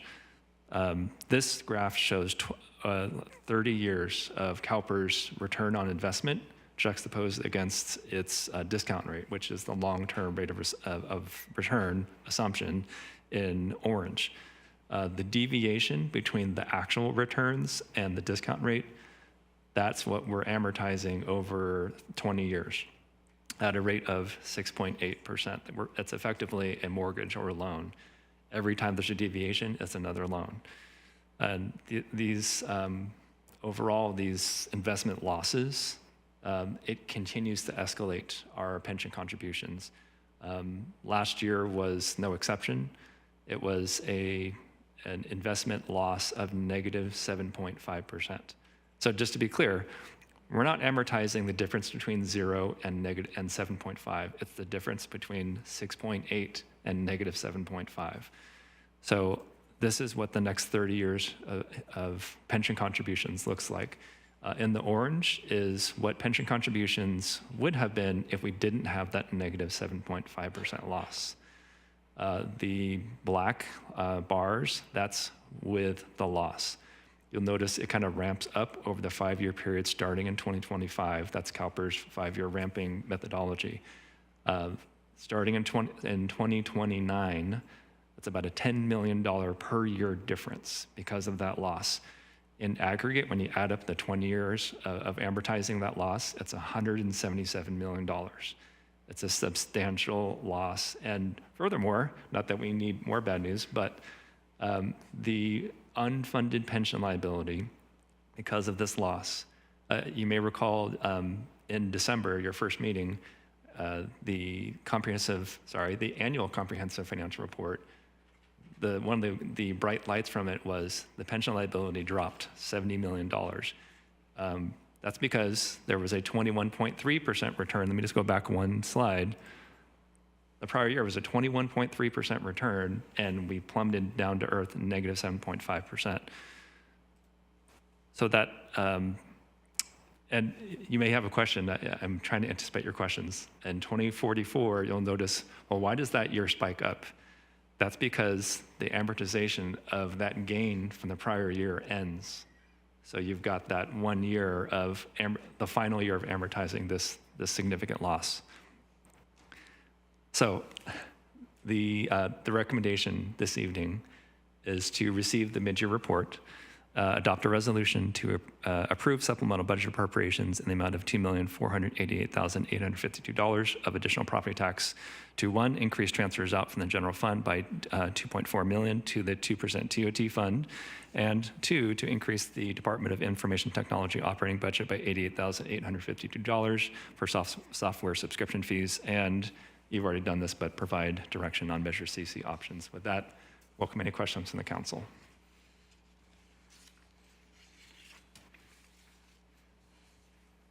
Anyone have any additional questions? This might be sort of a side one, but I thought of it when you were talking about the construction revenue fund. And that beautiful police department that we have also, the headquarters, also has some fairly substantial construction needs or restoration needs in the roof and other things. And how will that eventually be taken out of the construction fund, or how will that be dealt with? Earlier during the study session, we were talking about the process that the city goes through to evaluate not only the capital needs for the 5 years, but where's the money going to come from? Right. Mayor Lee, you mentioned competing demands for the general fund. That's where the money would come from as a competing demand, a capital, a maintenance improvement, replacing the roof, other maintenance needs at the police department. That really you would be increasing the value of that capital asset. So it's a capital item that we would need to evaluate amongst other competing items for the general fund's attention. Okay, thank you. I think I also heard a question in there about the construction fund and how the construction fund is allocated. So to be clear, the construction services fund, that is a special revenue fund. It's not part of the general fund. It's accounting primarily for building permit revenues, planning revenues, and the other side of the income statement, the expenditures. It's consultants, it's staff. That's what those fees are paying for. Questions? Yeah, 2 questions. The first question is, do we anticipate that building is going to drop off as interest rates are so high, meaning people aren't going to take loans to do building right now? Do we anticipate that for at least a short term, we're going to see that continue to decline? Or what are your thoughts on that? I know you just came from a conference, so what was your... I don't know that I'm qualified to answer that question. That's probably more of a question for our community development director. If they've seen, because of the high interest rate, homeowners perhaps are a little bit more reluctant to enter into a home equity line of credit. But I defer to her to answer that question. I don't know if she's she's waving at me. The second question is, and I know we'll be talking about this when we get into the budget, but I learned about a week ago that we are in need of pretty severe overhaul of one of our fire departments and potentially probably replacing it. Would that be coming out of that same budget that you were speaking of, which is... That's correct, yes. Councilmember Hedges, do you have your hand raised? Well, Christina, did you want to answer the question about budgeting? Sure. I don't know about individual homeowners, but in general, we have not seen a drop off yet. And we see a lot of pre-applications. So at this point, we're not anticipating that, but you never know. Yeah, but also I think like there's a methodology that we apply, if we have concerns about, about market conditions, then we would typically hire an area expert to do a financial analysis that we'd rely on, like things that we're not just like, oh, there's 4 applications less than last week, right? So, and that's not how we budget long term either, right? Is looking at the conditions of the now, right? So I just in terms of understanding our process and the standards that we go through and the tests that we go through to evaluate, for example, things like, economic feasibility for, increasing the percentage of inclusionary homes, right? There's a lot of ways that we look at feasibility and economic feasibility and then factor that into budget. Rich Hedges, Councilmember Hedges. Thank you. First, I want to thank Rich Lee. I tend to get glassy-eyed at looking at budgets. And you've made this very, very understandable, Rich. Thank you so much. My pleasure. Would you explain the Brown Act reforms called PEPRA, how that will affect us and maybe in the next generation get out of this morass? I'm looking at our city attorney to make sure it's wasn't quite agendized, but to give a general overview of PEPRA, is that acceptable? I think just a Yes, of brief course. answer, I think, is fine. Okay. So in 2012, kind of following on the footsteps of San Jose pension reform and San Diego pension reform, the governor was looking to provide pension reform. They had something stronger in mind. What ended up through the legislature was the Public Employees Pension Reform Act. There were two things that were accomplished with that. One, they provided less rich benefit factors. Just to give you an example, for miscellaneous employees, as a classic member, your benefit factor, your pension benefit is, for here in the city of San Mateo, it's 2% at 55. So 2% for every year of service if you retire at 55. If you are a PEPRA member, in other words, you joined a retirement system in the state of California on January 1st of 2013 or later, you are a PEPRA member. Your benefit factor is 2% at 62. So they're trying to more closely match Social Security. The other thing was a compensation limit. So the compensation limit may not necessarily be what you're earning, but it's what you're able to earn a pension on. So that's really meant to address the unfunded pension liability. Are we ready to provide direction? Do you want to return to the slide? Yes. Is there a motion? I would move approval. Was there public comment taken? Yeah. on this? Oh, God. The same thing. This is the three strikes I'm out, right? Okay, let's open public comment. Thank you, Mayor. Please raise your hand or provide a speaker slip if you intend to provide public comment on this item. I'll give you a moment to respond. Madam Mayor, I believe we have no speakers. Okay, whew. I will close public comment. And now we turn to the floor. I believe there was a motion. And a second? Second. Madam Clerk? I'm sorry, I didn't hear who the motion was from. I believe it came from Councilmember Lorraine. Okay. Oh, no? I believe I it think came I from did it. Councilmember Hedges. Oh. Is that right, Councilmember Hedges? Yes, I believe so. Okay, great. We have it all straight. It takes a village. It really does. And a cheat sheet. Councilmember Hedges. Yes. Councilmember Newsom. Yes. Councilmember Lorraine. Yes. Deputy Mayor Nash. Yes. Mayor Lee. Yes. Motion carries 5-0. Okay. This is the time where we open up for reports and announcements. Is there any report or announcement from council members? Councilmember Lorraine? Yes, I'll be brief. I just want to mention I appreciated the comments from a number of folks earlier this evening about reducing plastic pollution.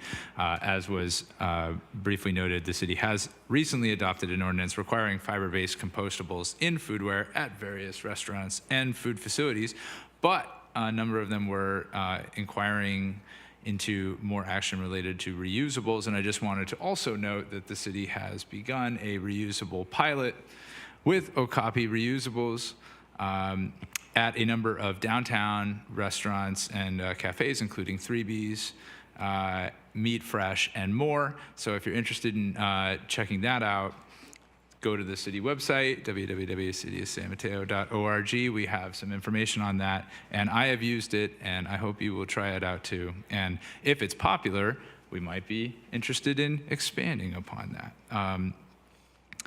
I also had and something I'd like to mention to council related to our liaison appointments. This is an item that I would like to ask council if they're interested in bringing forth in the future.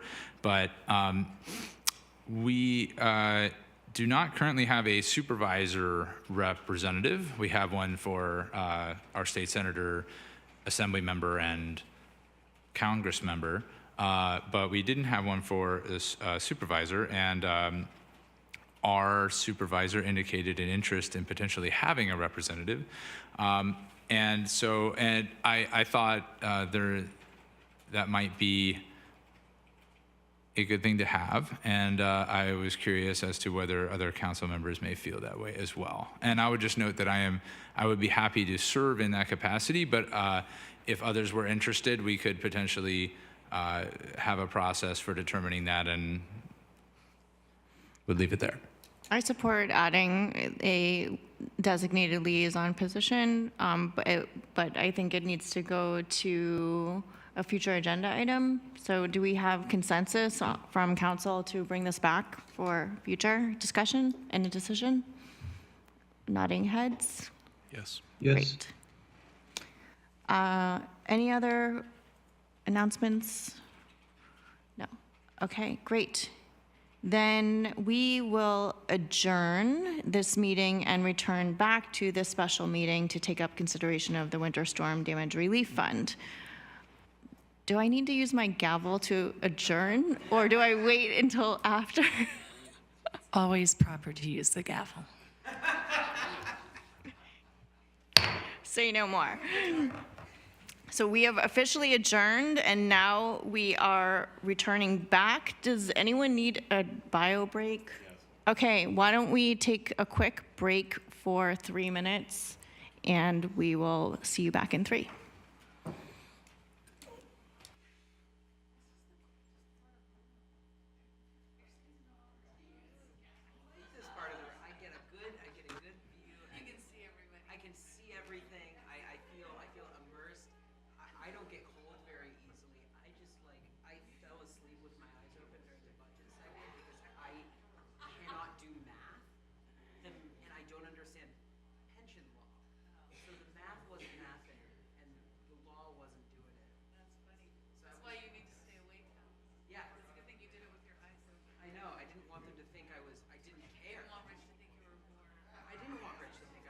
All I want is for Rich Hedges to like her.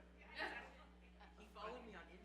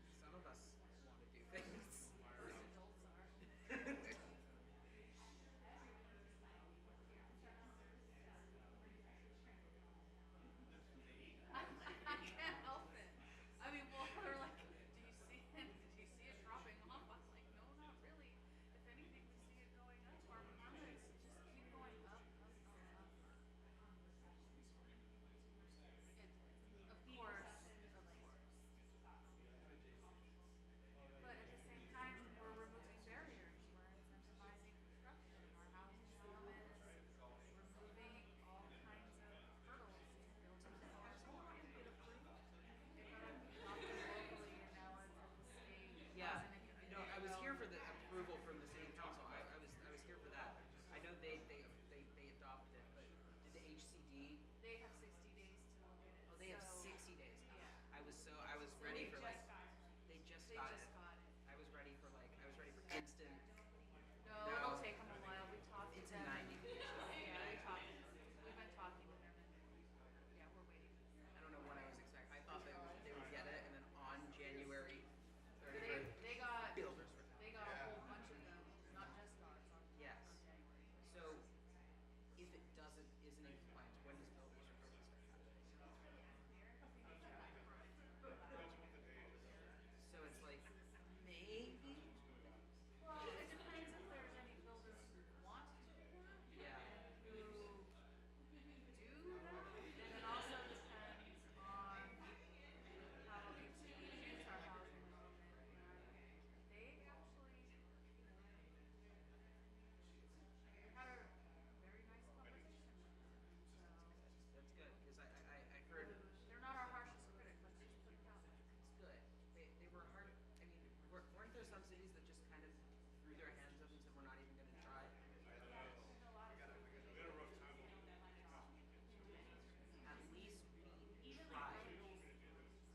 Burlingame has been getting on my nerves recently. I bike to school, and I go to school in Burlingame. There's no bike run. You know, I go to a school called Lydia. It's an office building above a bistro. It's a very small, school, very like new. But there's like a bistro in the corner of Burlingame. They're like the office building, you said bistro. But I bike every morning, and it's like I just spent like 45 minutes circling Burlingame trying to find bike parking the first day I biked it, because I was so like, there was nothing. And I was Burlingame disappointed. Oh, you're from Burlingame. You live here. You work here.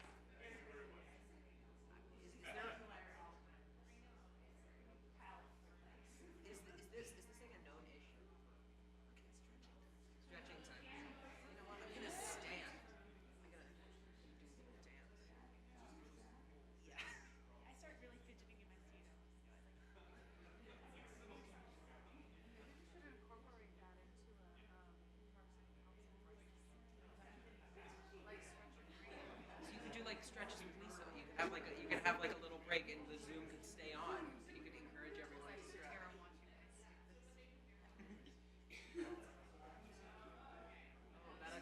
I've been sitting for too long. I think one of my legs fell asleep. It doesn't sound.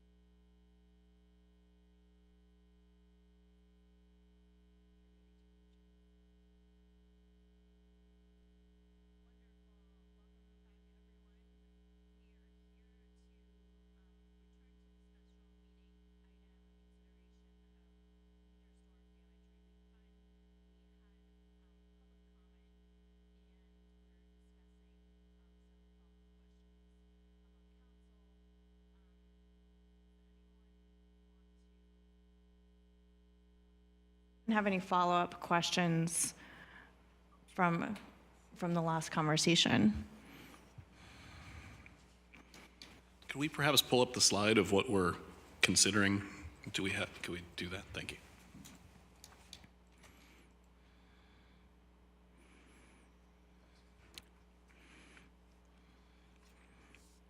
So I believe that there were some questions about eligibility requirements and potentially considering insurance and as well as relocation payments for anyone for any housing costs incurred. So those were two questions and ideas that came up.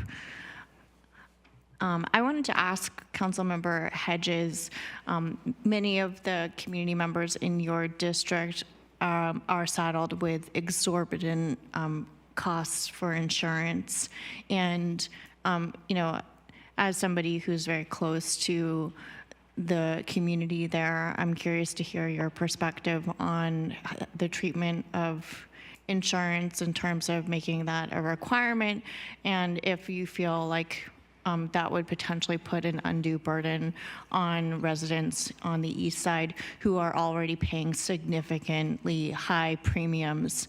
I remember at the last meeting we were at, there was one resident who her premium jumped from $1,200 a year to over $10,000 a year, and any additional claims could potentially increase her premiums even further. So I think it would be valuable to hear from you, Councilmember Hedges, your perspective on the treatment of insurance as an eligibility requirement. Let me correct one of the things I said in public comment.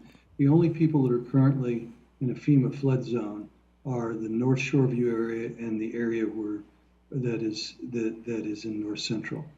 And we hope to get them out sometime this year, I believe.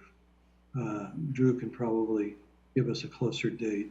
So the requirement in those areas is only if you have a mortgage, the federal government requires you to buy flood insurance. The rest is optional if somebody doesn't have a mortgage. Some of us have chosen to purchase it. I have not. But my homeowners association has it on the buildings, and it's a big chunk. So it's equivalent to 2 months of our HOA dues, which are pretty expensive for every resident per year. So the reports I've heard from residents, because I've been talking to them, who have called me or emailed me saying they've talked to their insurance agent, and it's been somewhere between $5,000 and $7,000 that they were required to pay for flood insurance. But they're in areas that are currently not, the ones that contacted me, are not in FEMA flood zones. The ones that are in FEMA flood zones are paying more.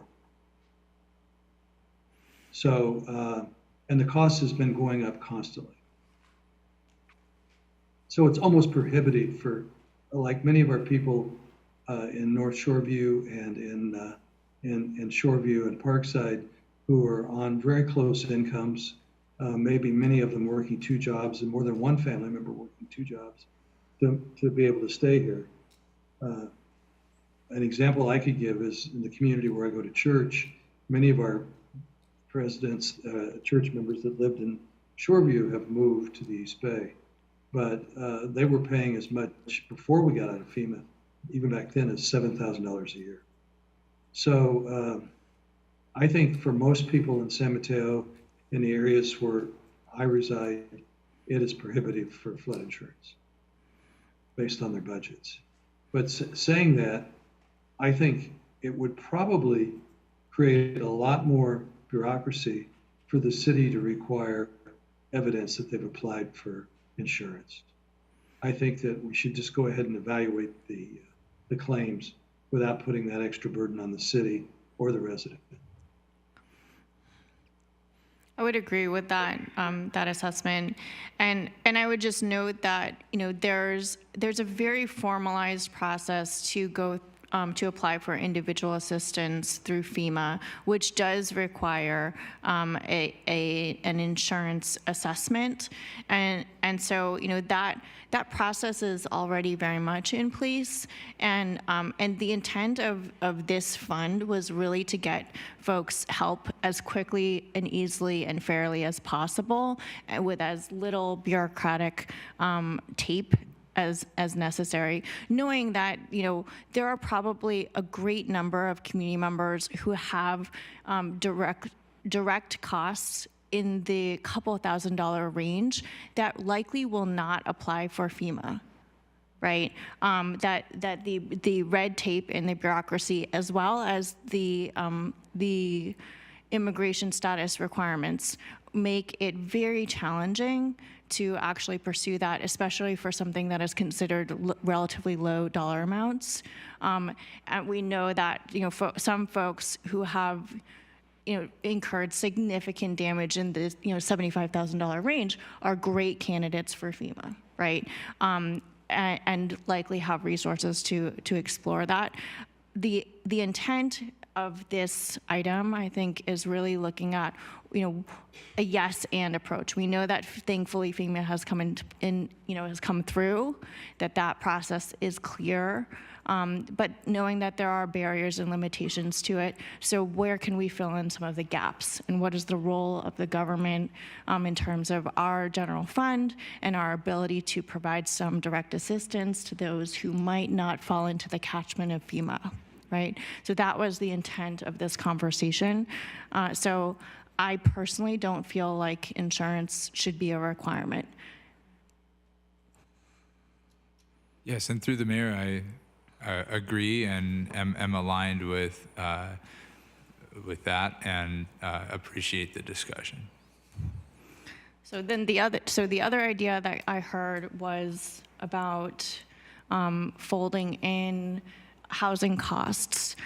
Is there agreement to consider housing costs as part of the tiers? No, so housing costs meaning, like, for example, if you needed to immediately evacuate your home and you incurred a hotel cost, that would be something that's not a direct, it's not something that a contractor is going to give you a quote for, right? But it is a cost related to the flood. Are we comfortable with that just being a folded in cost if it's demonstrated? I am. So originally we were talking about if you couldn't stay in your home and you needed to go rent a place or a hotel, and you're now saying additional expenses, or am I not understanding? No, I was saying, I think that my understanding was that, actually, Drew, do you mind getting up the tiers? My understanding was that the conversation or the idea was to include any relocation expenses as something that would be considered as part of a total claim amount. Mm-hmm. And that we wouldn't restrict it to only, buying a wheelbarrow and bleach, right? Hard costs, that a hard cost could also include a hotel cost. Right. Are we okay with that? Yep. Great. Yes. And, were there any other ideas that were on the table? Through the permit? Permit. Yeah. Yeah. I think that would be a reasonable accommodation, is to waive the permit fee for damages that have been incurred by the flooding. Right. And if if there was an issue with backfilling it, we could potentially donate or contribute a smaller amount in the lump sum. So if, is one way of looking at it.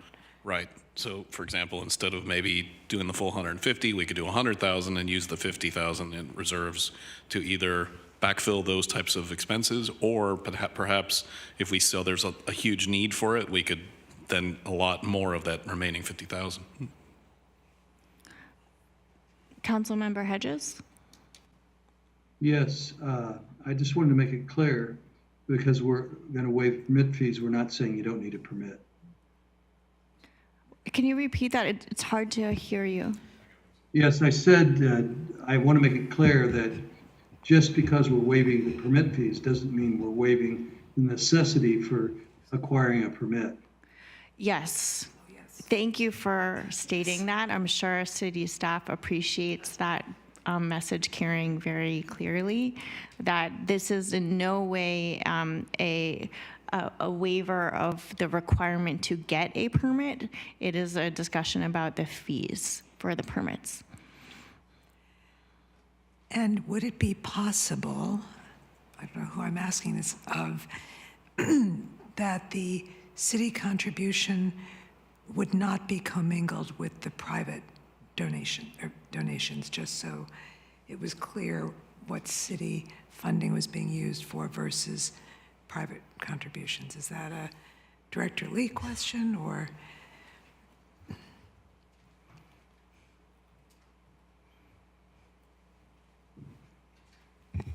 Thank Well, you. it's gonna. Oh, go ahead. You want to speak, Drew? I think it depends on the administration, the decision on the administration of the relief funds, and then the direction that we would be providing if it were a third party. But it's doable if we decide we want to do it. Yeah, anything's doable on this. I mean, it's just a matter of how we write the agreement and what the instructions are. So the conversation right now is what is the city allocation? The conversation is not what the community fund will be doing. So the nearly $56,000 that I raised through the mayor's initiative is not on the agenda. Actually, it's about what is the city going to do. That's a policy decision that the council will be making about what city allocation will be made to establish the fund and administer the fund. And then as, my prerogative, having helped raise the funds in partnership with all of the community members who have donated, what my preference would be is to have the fund established and then donate to that fund in a lump sum for a combined, a combined impact. So the decision is not about what community funds will be doing. It's a decision about what the allocation from the city will be and how the city policy will be set to administer it. Correct. I completely agree with you. And what my question was the idea of whatever the council decides to contribute in terms of city money, that be managed by the same administrator, but in a separately from whatever is decided to be done with the community funds. Just because if city citizens, constituents say, where did the money go? I think the clearer we can be about where that is, it's a suggestion to the rest of council. So the intent is to set up a fund, and the fund will hopefully receive a lot of funding, right? I believe that there's been pledges from many council members and hopefully more coming. So, even when the fund is established, it could theoretically continue to receive community funds, right? So I don't understand what the possible benefit would be, what the learning would be, and what value of transparency there would be if the process is established in terms of what the policy for administration is. All I'm suggesting as an option, it could still be called the same fund, but from an accounting perspective, if a constituent said, I want to understand where the city contribution went, that question could be answered. Just an administrative. Right. So what we've done in the past in previous COVID relief funds is that we would say, X number of grants were administered, right, to the total beneficiaries, and you could say X amount of dollars was allocated through this fund, X amount of dollars was allocated through that fund. I think that it's really burdensome to add additional reporting requirements that I don't really see a value in terms of providing any additional transparency. I would just offer it as a comment for other council members' feedback. I have my hand up. Rich Hedges, Councilmember Hedges. Thank you. Yeah, I think there's a compromise here.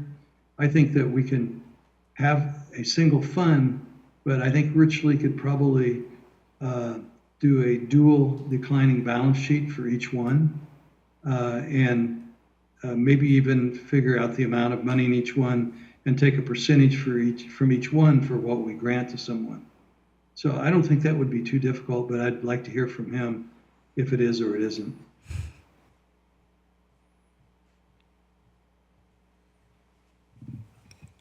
Good evening again.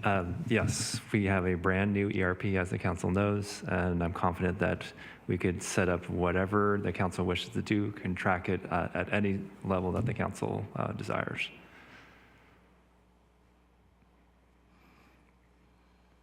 I think that would be then a solution to have a dual declining balance sheet on the money that we're coming in and going out. And I would be in favor of the full 150,000.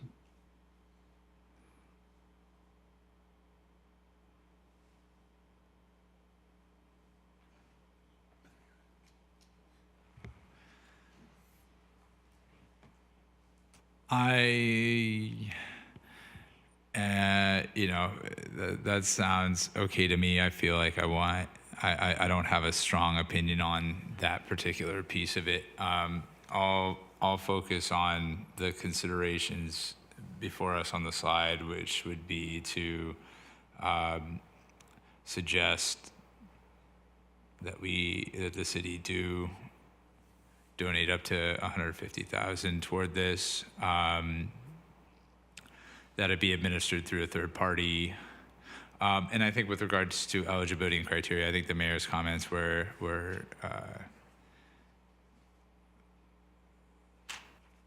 illustrative. And I am, I think I would seek to not place too many requirements. I think the city manager's initial sketches make sense to me. We discussed a little bit about adding a hotel costs and considerations as well, and I would be in favor of that.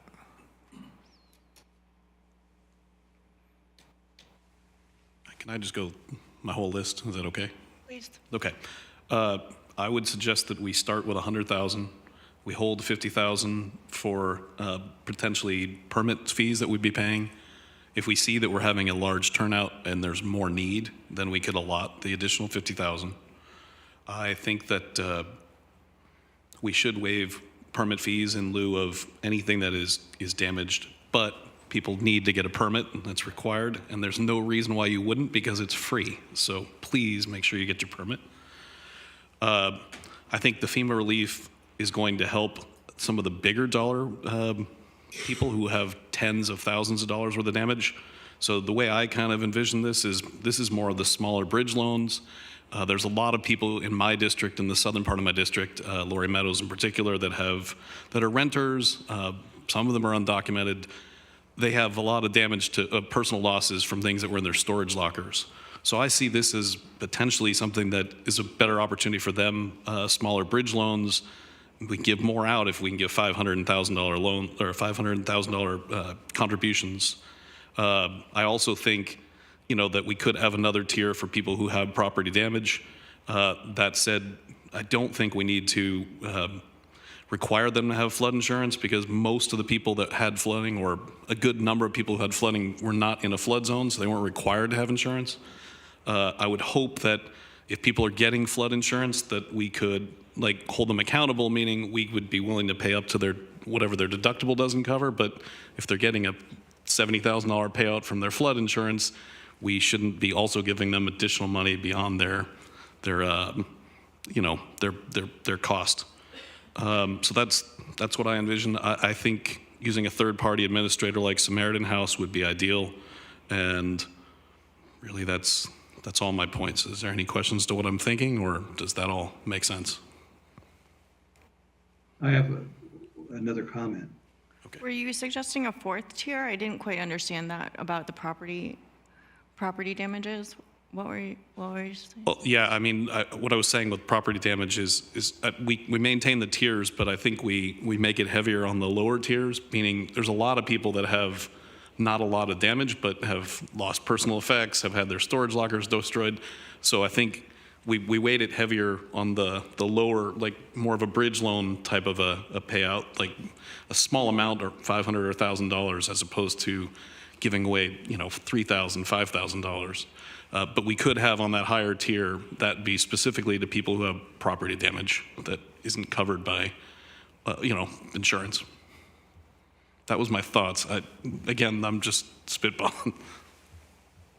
So, and just to be clear, I think you mean grants, not loans. Thank you for clarifying. Yes. Okay. So there's an idea to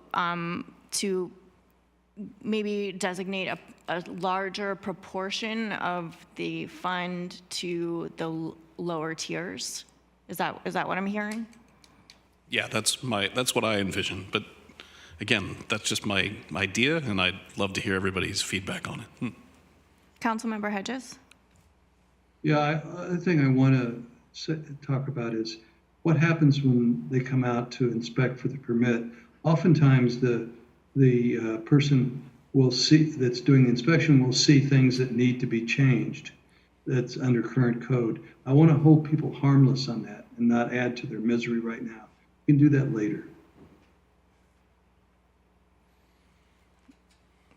So, through the mayor, I think we want to be careful to not use a process by which city funds could be used to pay for the loss of some personal effects, to somehow have that transform into allowing residents and property owners to somehow not follow code requirements. So I would just caution against using this process to somehow provide some form of allowance to not be code compliant, where the code applies and requires a property owner to bring their property up to code.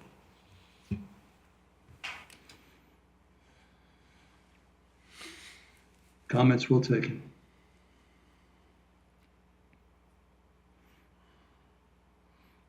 Okay, so I heard an interest in 150,000. Two folks who said $150,000. What was your number? I like the idea of starting with 100 and then the $50,000 reserve, identifying the whole amount, but. Okay, so we're two at $150,000 total allocation. Is that right? Am I representing you correctly, Councilmember Hedges? Yeah, I'm saying a full 150. Okay, and I heard the same from Councilmember Lorraine.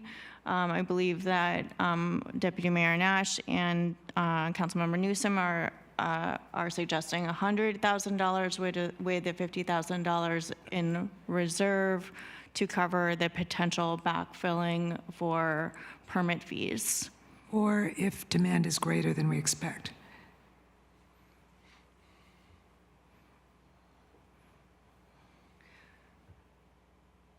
Okay, so I would be in favor of, as tiebreaker, I think I'm in favor of $150,000 total allocation. So just to make that clear, I definitely support the waiving of permit fees. And I also do appreciate the idea of designating a larger proportion of total funds to the lower tiers. Are we in agreement about that? Okay. Councilmember Hedges? Yes, I'm in agreement. So, Drew, do you need like a number from us? Or like a percentage? Yeah, I mean, it would help if you all have an idea. I mean, otherwise I'll crunch some numbers and bring something back with a resolution next council meeting. Yeah, and I mean, that's part of what I think makes sort of complicated is if the fund stays open and then people continue to contribute to it, if we're pegging it at a certain hard number or a percentage, but the total fund is growing, it creates sort of a challenging dynamic. Yeah, excuse me, Mayor Lee. One of the things is I think we're to a certain extent, if we go with the 1,000, 2,500, and 5,000 tiers, I think we're by default creating a degree of greater proportionality to the smaller damages, because I think $1,000 for personal property or business property damage is going to go go to a larger percentage of making you whole, then $5,000 will go towards major property damage. I agree. Yep. So, I mean, do you feel like that structure existing satisfies the intent of the idea? I feel like it does. I was asking council. I'm sorry. I also feel like it does. I was wondering if a 500 tier would be too low. I don't know. And so, sorry, forgive me for not being there because I can't see folks, but the idea in my mind is it would be up to $1,000. So if you could substantiate 500, you'd get 500. Got it. If you could substantiate 1,200, you'd get 1,000. Like it. Thank you for clarifying. It's good with me too. Councilmember Hedges. Yes, that's good. Okay, your hand is raised, so I'm not sure if you want it to be raised. Okay, is there? Just one more question. Did we ever talk about how, if let's say we have a $200,000 total amount and we have $400,000 of claims, how do we decide how that's dealt with? How is it done for SMC Strong or any of the other funds? What precedent do we have? So I think there were two different processes for SMC Strong, and then also another model following for the childcare grants. So what what I thought worked best among the various models was an application period and then a lottery system.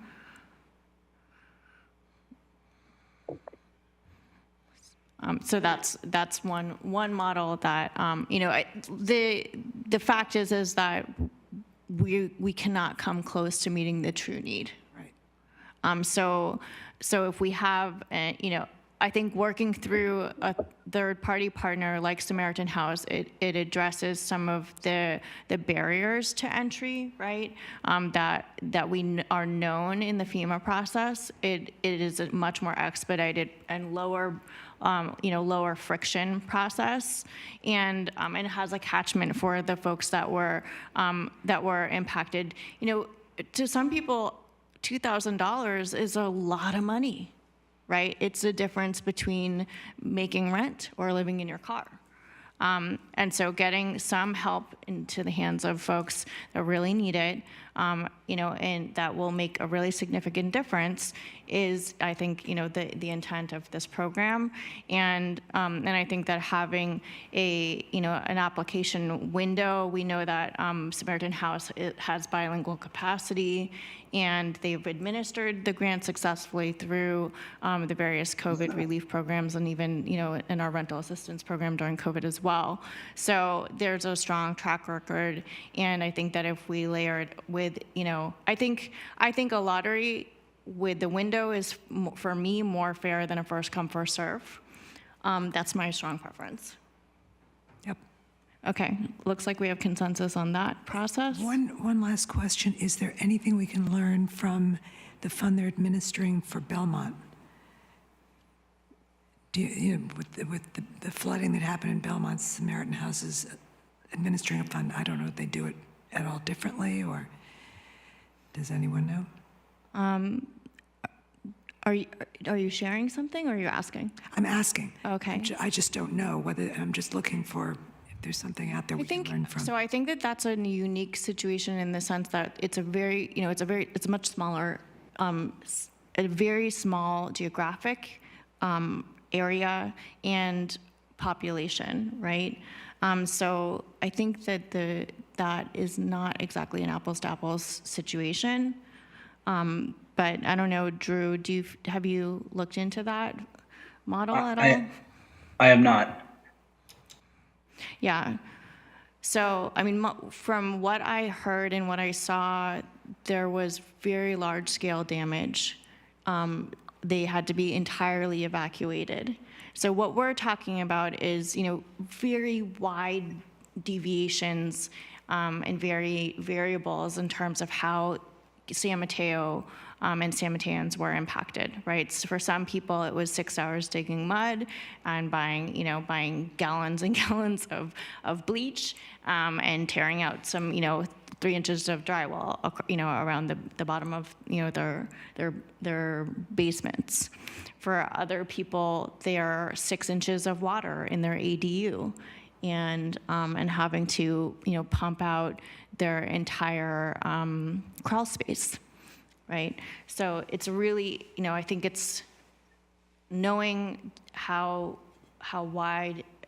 widely and diverse the various scenarios are that at least I'm familiar with.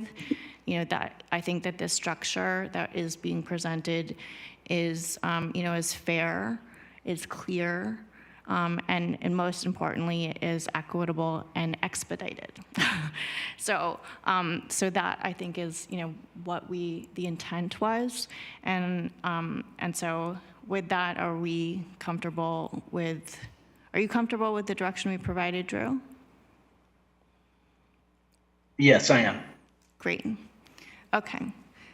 And so, it's not on the agenda to discuss among the council, but, once this is formalized, my intent will be to make a full donation to the fund with all of the community donations. We had over 85 contributors, and I want to give a special appreciation to the Bohannon Northwood Joint Venture, who donated $10,000, California Water Service, which donated $10,000, Windy Hill Properties, again, $10,000, and then we had Lane Partners, Prometheus, and Rakuten Americans each donate $5,000, and then Harvest Property donated additional $2,000. And we had folks donating, $5, and some folks donating $10,000. And I have to say, I was really proud that almost every single person, every single company that I approached, an organization said, yes, what do you need? How can I help? I hope that our San Mateo United Homeowners Association will contribute to the fund. I've asked for their support. I understand that they're considering it. I hope that people will see the opportunity and the need to continue to contribute to the fund, even after it's been established. So, I know that there's been council member pledges. I hope now that the fund process has been established, that all of us will dig into our own pockets and support our neighbors. I certainly hope to get some significant contributions from the community as we move forward. I think that wraps it up. So thank you all. Good work. And we are adjourned. Recordings.